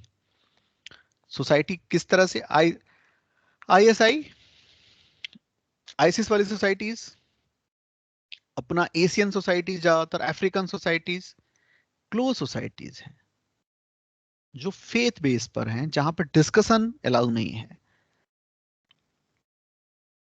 तो नैतिकता भी कम है, और नैतिकता कम है तो अब आप देखो, जिसने, खाप ने अपनी ही बेटी या बहन की हत्या कर दी और उसको गर्व, उससे वो गर्व भी महसूस कर रहा है, उससे वो प्राउड भी है। क्यों प्राउड है? ज्ञान का दायरा कम है। वो उस चीज पे प्राउड है जिस पे प्राउड नहीं होना चाहिए। तो ये एक्शन वैसे तो वॉलेंट्री ही है उसका, उसने जानबूझ के हत्या की है, बट फिर भी देखें तो उसको इससे बेटर सिचुएशन के, बेटर वैल्यूज का ज्ञान नहीं है। इस तरह सोसाइटी ज्यादा दुखी है, ह्यूमन वैल्यूज कम है वहां पर, ह्यूमन डेवलपमेंट के इंडेक्सेस कम होंगे। दैट इज, ये है क्लोज सोसाइटी। यस और नो? क्लियर है यहां तक बात यस सर। सभी को? Yes sir. तो चीजें बहुत आसान है, सारे आंसर आसान है। बस आप, अब होता क्या है, क्वेश्चन पढ़ते ही लगता है बहुत आसान आंसर है, जब उस पर लिखना होता है 150-200 शब्द, तो शब्द कम हो जाते हैं, क्योंकि इतना आसान है। मालूम है कि ये नहीं होना चाहिए, अच्छा है बुरा है, ज्यादातर आपको पता होता है। कुछ जगह पे डिलेमा होता है, डिलेमा वाले बात पर हम आएंगे। बट अगर सीधे आंसर, अभी हम सीधे आंसर लिखने की कोशिश करें, जो सभी स्टेट्स एग्जाम में 60% क्वेश्चन अभी सीधे आ रहे हैं, और करीब करीब 40% यूपीएससी में भी आ रहे हैं, तो क्वेश्चन कई बार बड़ा आसान लगता है। क्वेश्चन बहुत वही मैं फिर से रिपीट कर दे रहा हूँ, आसान वाला क्वेश्चन, कि जो मॉरल थिंकर्स हैं, या जो सोसाइटी के में सुधार करने के लिए लोग आते हैं, जो उनका क्या रोल है ना, रोल ऑफ सोशल रिफॉर्मर्स। अब लग रहा है तो बढ़िया ही है, बट अब आपको कंपटीशन के लिए लिखना है, कम शब्दों में, दूसरों से बेटर और तार्किक लिखना है। हम कई बार क्या करते हैं, हमें ज्यादातर मॉरल चीजों को पता अगर होता भी है, तो हम उसके दावा, हम उसको क्लेम करते हैं कि मैं ईमानदार रहूंगा, आप सर मुझे सर्विसेज में लें, मैं ईमानदार रहूंगा। दावा नहीं करना है यहाँ पर। दावा करना क्या होता है, मैं क्लेम करता हूँ किसी चीज को, हमें उसको बताना है कि मैं क्यों ईमानदार रहूंगा। मेरी सैलरी 90,000 या 1 लाख रुपए होगी, और मेरे अंडर में 2,000 करोड़ के प्रोजेक्ट होंगे, as a collector, as a SDM, as a officer, तो मैं क्यों लालच नहीं करूंगा।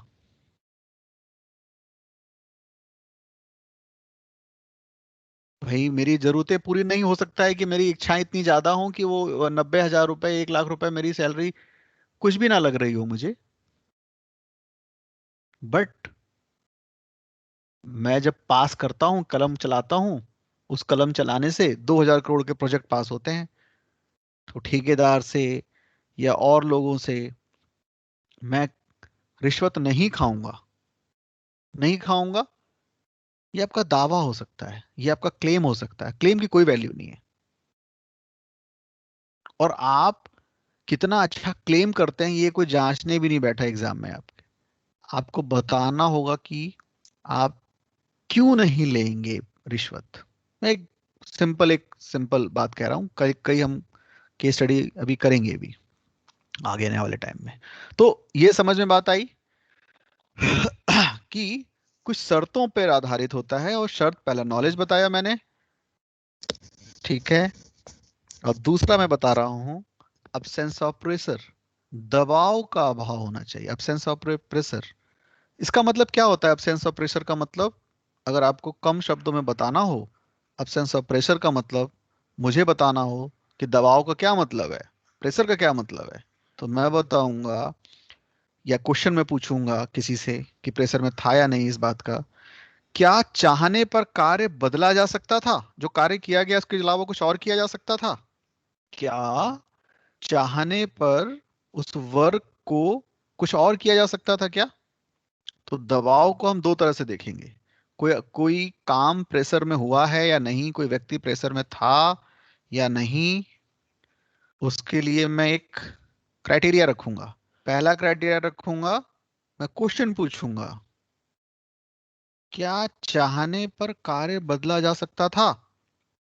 अगर आंसर आता है हाँ बदला जा सकता था, तो उसका मतलब प्रेशर में मैं नहीं था, या वो व्यक्ति प्रेशर में नहीं था। इसी का दूसरा पार्ट क्या हो सकता है, इसी का दूसरा पार्ट हो सकता है, क्या चाहने पर भी उस काम को बदला नहीं जा सकता था, और आंसर आता नहीं बदला जा सकता था, तो मैं प्रेशर में हूं, या वो व्यक्ति प्रेशर में। तो अगर मैं वही बैंक वाला एग्जांपल दूं, कि उस कैशियर ने कैशियर ने वो काम पैसा उठा के दे दिया, लूट में, एक तरह से लूट में सहायता की, एक तरह से लुटेरों को पता भी नहीं था कि कहाँ कहाँ पर पैसे रखे हैं, बट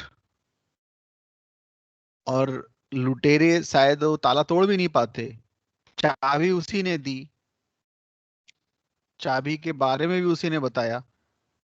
तो क्वेश्चन पूछूंगा, क्या चाहने पर कार्य बदला जा सकता था या नहीं बदला जा सकता था? आंसर से तय होगा कि प्रेशर में काम हुआ है या नहीं। समझ में बात आ रही है ना? Yes sir. दबाव भी दो तरह का हो सकता है, एक्सटर्नल और इंटरनल। तो मैं जब कहता हूं पॉलिटी में सॉवरेनिटी, तो सॉवरेनिटी मतलब इंटरनल और एक्सटर्नल दोनों प्रेशर नहीं, दोनों तरह का डिसीजन मेरा है। तो अगर मैं प्रेशर में हूं तो सॉवरेन डिसीजन नहीं लिया मैंने। तो मान लो हम बाहरी दबाव को कैसे देख सकते हैं? एक्सटर्नल प्रेशर मतलब एक्शन मेरा है but will is not mine, that is external pressure. सही बात है या नहीं? तो दो हो गए, एक तो हो गया एक्टर जिसने एक्ट किया, वो बैंक का कैशियर। दूसरा हो गया विल। एक्टर या एक्शन और विल दोनों इसी के होंगे तभी फ्री विल होगा। और यहां पर अगर हम प्रेशर की बात करें तो एक्टर तो है वो बैंक का कैशियर, बट विल किसका है? बताओ आयुष।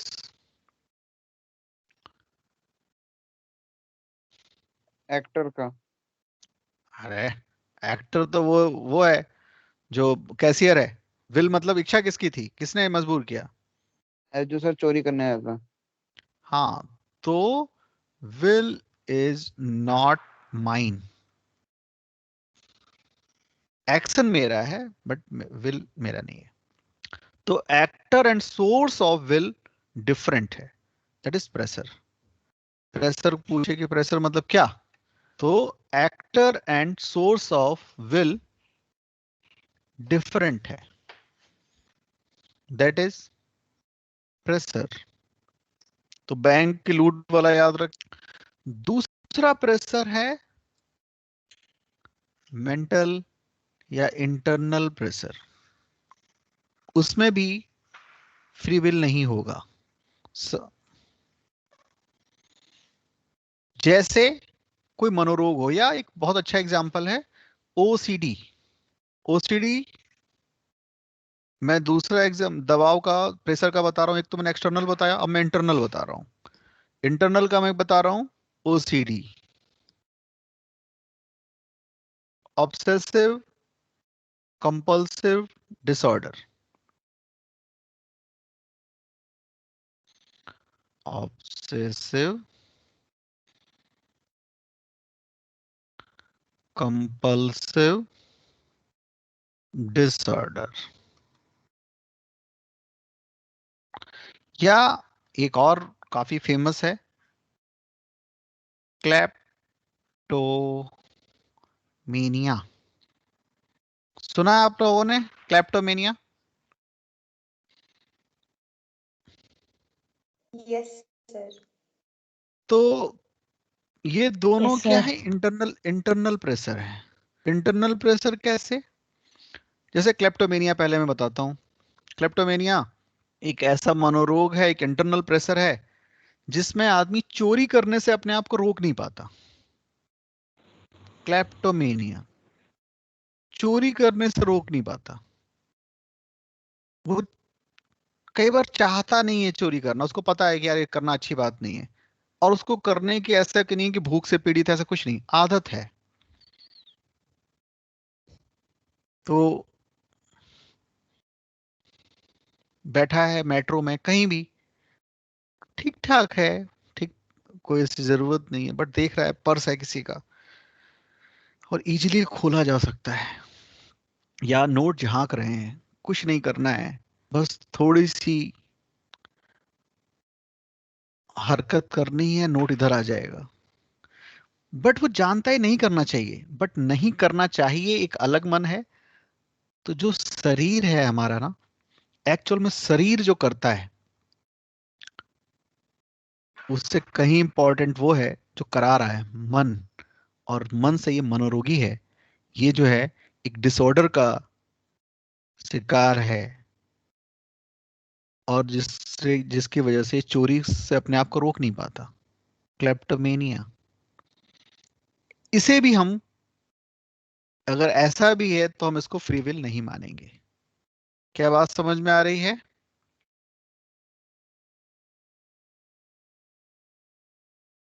Yes sir. तो ओसीडी है, क्लेप्टोमेनिया है, या किसी तरह का मनोविकार है, मनोरोग है, मानसिक है, इसको हम इंटरनल प्रेशर में रखेंगे। तो एक्सटर्नल और इंटरनल दोनों नहीं होना चाहिए।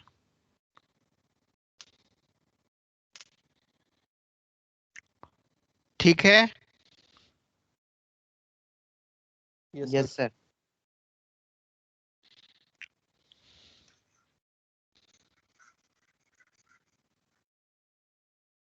ओके,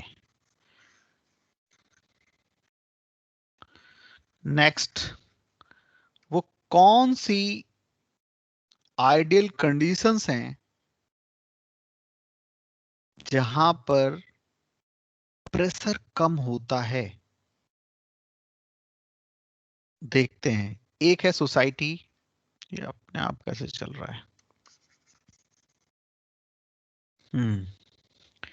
एक है सोसाइटी ए, एक है सोसाइटी बी। ठीक है, ये जो है ये कम्युनिटी बेस्ड सिस्टम है, सामुदायिक सोसाइटी है। समुदाय इंपॉर्टेंट है यहाँ, समुदाय मतलब कम्युनिटी।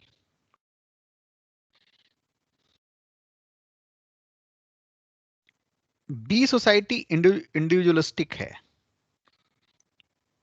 इंडिविजुअलिस्टिक यानी कि इंडिविजुअल, व्यक्तिवादी। व्यक्तिवादी समाज, समुदायवादी, कम्युनिटी बेस और इंडिविजुअलिस्टिक बेस सोसाइटी। दो सोसाइटी है, सोसाइटी बी, सोसाइटी ए। सामुदायिक सब सोसाइटी, जो समुदाय इंपॉर्टेंट है, यहां पर इंडिविजुअल पर्सन इंपॉर्टेंट है। हमारा कॉन्स्टिट्यूशन, जितने राइट्स है हमारे, fundamental rights, most of rights, ये सब के सब इंडिविजुअल को कैपेबल बनाने वाले राइट्स हैं। तो फंडामेंटल राइट्स, तो व्यक्तिवादी इंडिविजुअलिस्टिक सोसाइटी वो है जिसमें सारा डिसीजन व्यक्ति के ऊपर, पर्सन के अकॉर्डिंग लिया जाता है, ना कि कम्युनिटी के बेस पर लिया जाता है। ध्यान से समझने की आवश्यकता है, जरूरी जरूरी है। जैसे हम यहाँ पे कम्युनिटी को कहें, all India Muslim personal law board एक कम्युनिटी है। All India Muslim personal law board एक कम्युनिटी बेस्ड डिसीजन लिया जाता है। यहां पर हम एक इंडिविजुअल के को बेस करते हैं। फंडामेंटल राइट्स किसको दिए हुए हैं ज्यादातर? आर्टिकल 19 इंडिविजुअल्स को। तो सारा निर्णय व्यक्ति पर डिपेंड करता है। जीवन के सभी डिसीजंस, लाइफ के सभी डिसीजन व्यक्ति पर डिपेंड करते हैं। जैसे एग्जाम्पल के लिए हम देख सकते हैं, ज्यादातर यूरोप, यहां पे हम देख सकते हैं सोसाइटी बेस। अगर हम कॉन्टिनेंट देखें तो Asian societies, Asia society, Asia, Africa, समुदाय बेस है, ये कम्युनिटी।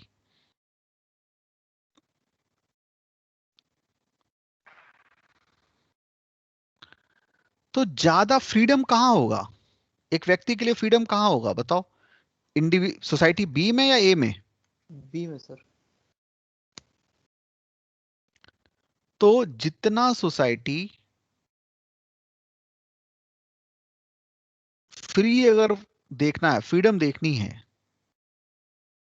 तो एटॉमिज्म, एटम के तौर पर एटमिज्म होगा, उतना फ्रीडम होगा, उतनी लिबर्टी होगी, उतने राइट्स दिए जा सकेंगे। तो अगर इंडियन स्टेट देखें, Indian state, Indian constitution individualistic है, इंडिविजुअल है उसकी यूनिट। जबकि इंडियन समाज देखें, सोसाइटी देखें, तो उसकी यूनिट है कम्युनिटी, समुदाय।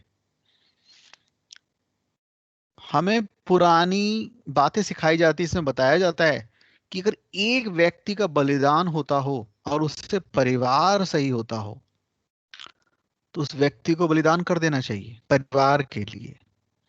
कितने ही लोग करते हैं, आज भी करते हैं, और उसको वो उसकी कमी को, उसकी बुराई को वो देख भी नहीं पाते, उनको वो गौरवान्वित महसूस करते हैं। बिल्कुल वैसे जैसे मैंने बताया था, खाप में खाप का डायलॉग बताया था कि बेटी नहीं, बहन नहीं, बहन से ज्यादा इज्जत प्यारी है। बाद में पता चला कि वो एक लोअर वैल्यू था, हायर वैल्यू नहीं था। तो हमारे यहाँ, क्योंकि हमारी मोटे तौर पर जो हमारा हमारा जो हमारी सोसाइटी है वो कम्युनिटी को, तो अगर कोई व्यक्ति वही खाप वाले को फिर कहें कि वो अपनी बेटी को या बहन को क्यों मार रहा है, वो इसलिए मार रहा है कि खाप के जो रूल्स हैं जो पूरे सोसाइटी पे लागू होते हैं, सोसाइटी में सही संदेश जाना चाहिए। मतलब ह्यूमन जो है, मनुष्य जो है, वो एक मीन्स है, एंड नहीं है अपने आप में। और उसके माध्यम से हम एक मैसेज दें कि अगर ऐसा करोगे, नॉर्म्स तोड़ोगे, तो एक आदमी का एक तरह से बलिदान है, वो अपनी बेटी या बहन का बलिदान देके वो किसके नॉर्म्स बचाना चाह रहा है? इंडिविजुअल्स के राइट्स बचाना चाह रहा है या कम्युनिटी के? कम्युनिटी के सर। कम्युनिटी के। तो एक वो सोसाइटी, वहां पे फ्री विल ज्यादा होगी जो इंडिविजुअलिस्टिक सोसाइटी होगी। तो कुछ एग्जांपल्स हम लोग कुछ पढ़ेंगे तो ध्यान रखना, ये सब बातें खाली हम गप करने के लिए नहीं कर रहे हैं। आपको नॉर्म्स याद रखने होंगे कि किस सोसाइटी में क्या होने की पॉसिबिलिटी ज्यादा है। तो मैं अभी फिलहाल बता रहा हूं, जो सोसाइटी का बेस इंडिविजुअल है ना कि कम्युनिटी, वहां पर फ्रीडम, राइट्स ज्यादा हैं, तो नॉलेज की पॉसिबिलिटी ज्यादा है, तो मॉरल या इमोरल की कंडीशंस रखी जा सकती हैं। और एग्जाम्पल मैंने शुरू में ही बताया, आपको याद रखना है कि ह्यूमन डेवलपमेंट इंडेक्स में कुछ तो आप मानक बनाएंगे, कुछ तो स्केल बनाएंगे, किन जगहों पर ज्यादा है, इंडिया में ही कहाँ पे ज्यादा है, वर्ल्ड में कहाँ ज्यादा है। और ये जो मैं बता रहा हूं, जितने भी नॉर्म्स बताए, वो उसी से डिराइव होते हैं। तो सोसाइटी, भारत की सोसाइटी और भारत के स्टेट में क्यों झगड़ा है? भारत की जो स्टेट है, इंडियन स्टेट है, उसके नॉर्म्स क्या हैं, उसकी यूनिट क्या है? संविधान। क्या यूनिट है इंडियन स्टेट का किसी नॉर्म्स बनाने के? सर इंडिविजुअल है, सिटीजन्स के लिए बनाए। और हमारी सोसाइटी के जो भी नॉर्म्स हैं, ज्यादातर नॉर्म्स, सोसाइटल नॉर्म्स क्या हैं, उसका यूनिट क्या है सोसाइटी की यूनिट? कम्युनिटी। समाज। कम्युनिटी, समाज। तो यहाँ से झगड़ा शुरू होता है। तो स्टेट कोई नॉर्म्स बनाता है, उसके खिलाफ मोर्चे होते हैं, उसके खिलाफ दंगे फसाद होते हैं, उसके खिलाफ होता है। तो स्टेट ने बनाया ट्रिपल तलाक नहीं होना चाहिए। ट्रिपल तलाक किसी कम्युनिटी के फेवर में है या एक इंडिविजुअल के फेवर में है? इंडिविजुअल के फेवर में। कम्युनिटी तो कह तो रहा है कि all India Muslim personal law कह तो रहा है कि हम देखेंगे, और हमारे नॉर्म्स फेथ पर बेस करते हैं, और फेथ के लिए एक हमारी परंपरा है, एक पुरानी किताब है और उसमें संशोधन का कहीं पर कोई जगह नहीं है, अमेंडमेंट नहीं हो सकता, क्योंकि हम फेथ पर है। फेथ में अमेंडमेंट कैसा? तो इंडियन सोसाइटी, अच्छा यहीं पर हम देखें, हमने जो कॉन्स्टिट्यूशन का जो मॉडल लिया है, of course model western world से लिया है, पश्चिमी कंट्री से लिया है, पश्चिम के देश से लिया है, वेस्टर्न कंट्रीज से लिया है, यूएसए से लिया है। वहां पे नॉर्म्स क्या है? स्टेट के नॉर्म्स और सोसाइटी के नॉर्म्स में ज्यादातर समानता है, और दोनों इंडिविजुअल राइट्स पर बेस है। इसलिए सेम मॉडल वहां पर अलग ढंग से वर्क करता है और भारत में अलग ढंग से वर्क करता है।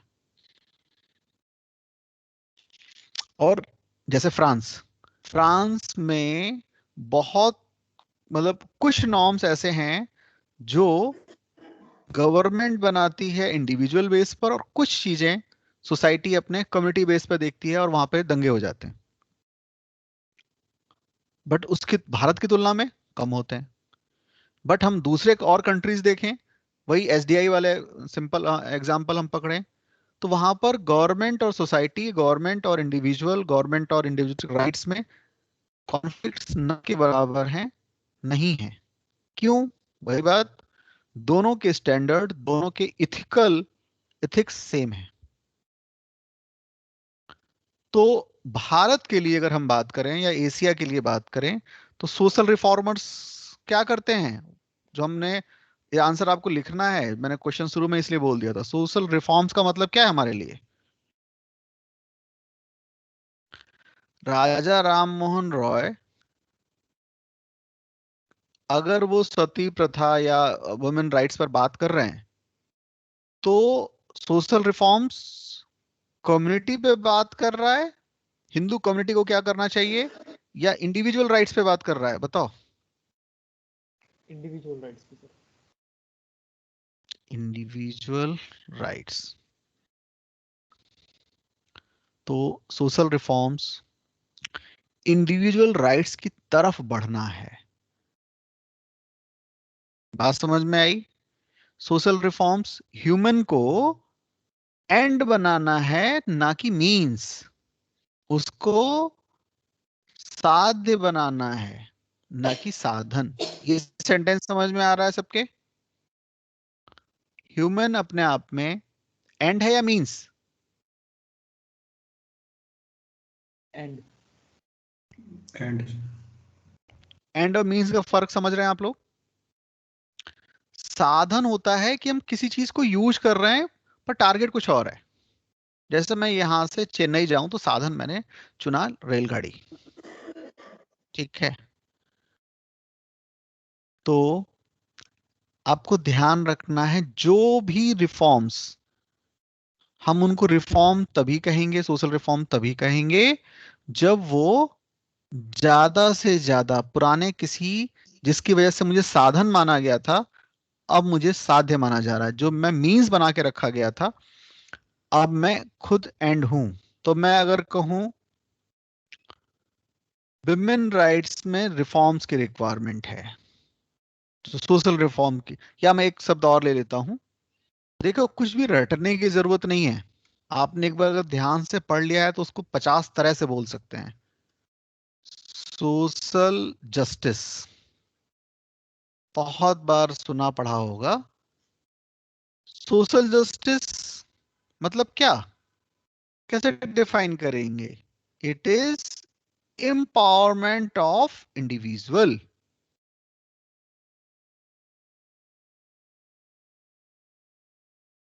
तो एम्पावर करना है। अगर वो किसी इंडिविजुअल को एम्पावर कर रहा है, तो सोशल जस्टिस के नॉर्म्स हैं, वो रिफॉर्म्स के नॉर्म्स हैं।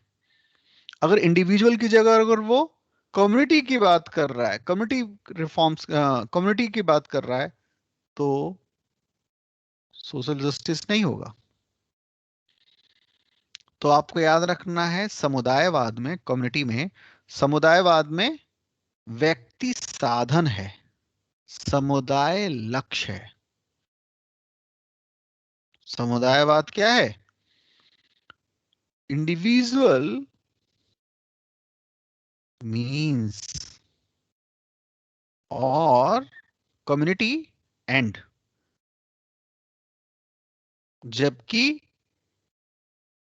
इंडिविजुअल को एंड होना चाहिए, मीन्स नहीं।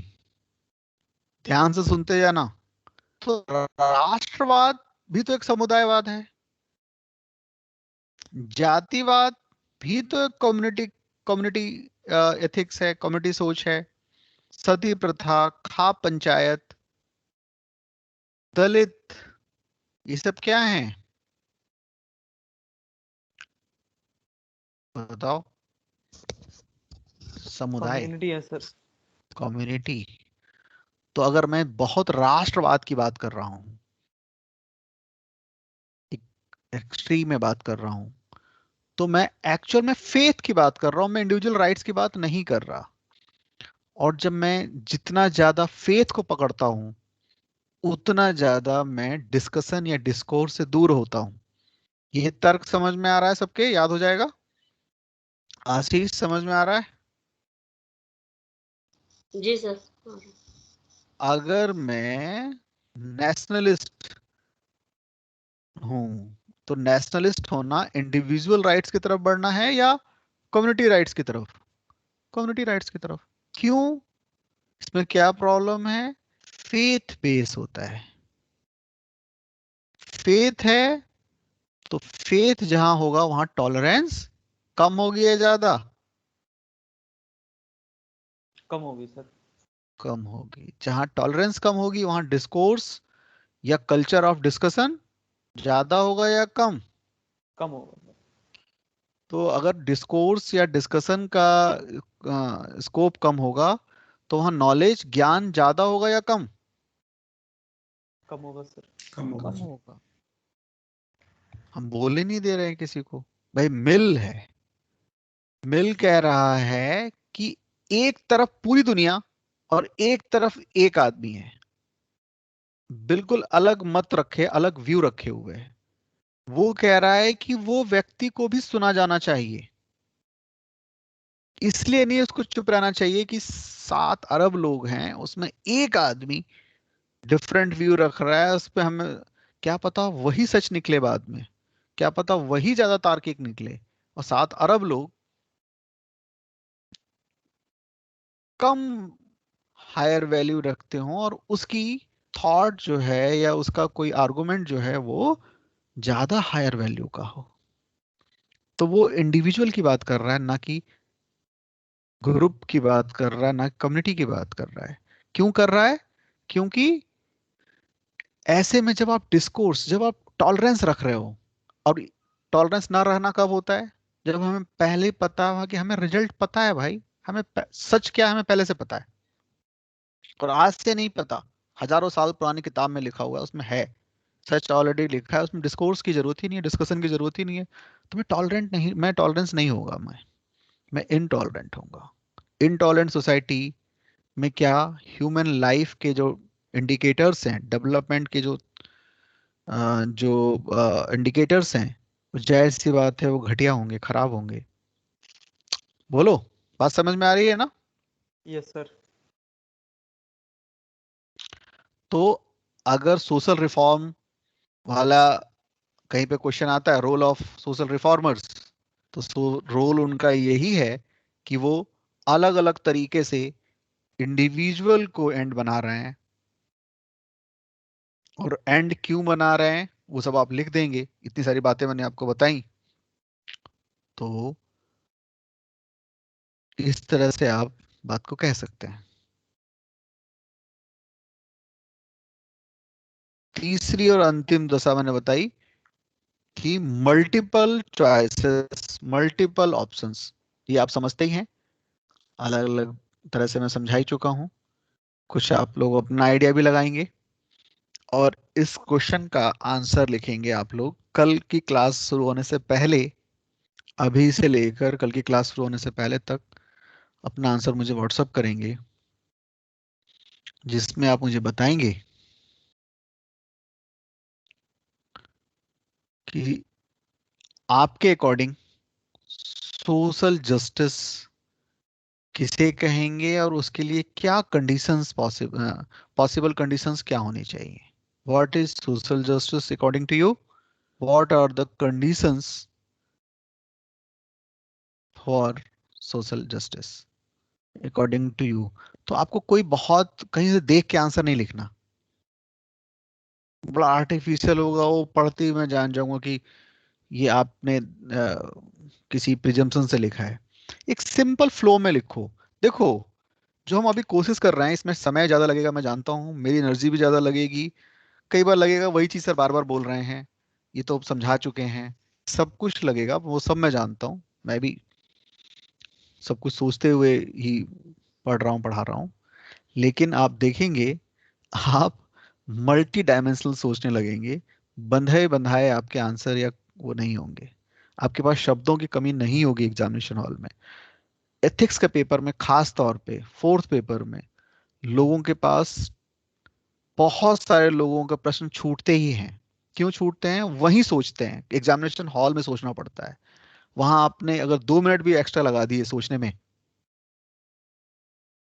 और 20 क्वेश्चन करने हैं, तो आप समझ सकते हैं कि आपने बहुत सारा समय 30-40 मिनट सोचने में लगाया है, जो आप बचा सकते थे अगर आपको पहले से तर्क पता है, कुछ कुछ आइडियाज आपके रटे हुए हैं, कुछ प्रीमाइसेस आप पहले से गढ़ना जानते हैं। तो आप जहां 2 मिनट सोचते थे वहां हो सकता है 1 ही मिनट सोचना पड़े, हो सकता है और कम सोचना पड़े। तो मैं जानबूझ के एनर्जी लगा रहा हूँ। डिक्टेट कर देना बहुत ही आसान है, इसमें इसमें तो और भी आसान है क्योंकि बहुत सब्जेक्टिव है ये सब्जेक्ट। तो इसको जरूर लिखें, आप लोग ईमानदारी से लिखें, घड़ी के टाइम से मैक्सिमम 10 मिनट में। जो लोग इससे कम में लिख सकें और भी अच्छी बात है, बट मैं एक एवरेज बता रहा हूँ। 10 मिनट के अंदर टाइमर लगाएं और इस प्रश्न का उत्तर लिखें और मुझे भेज दें।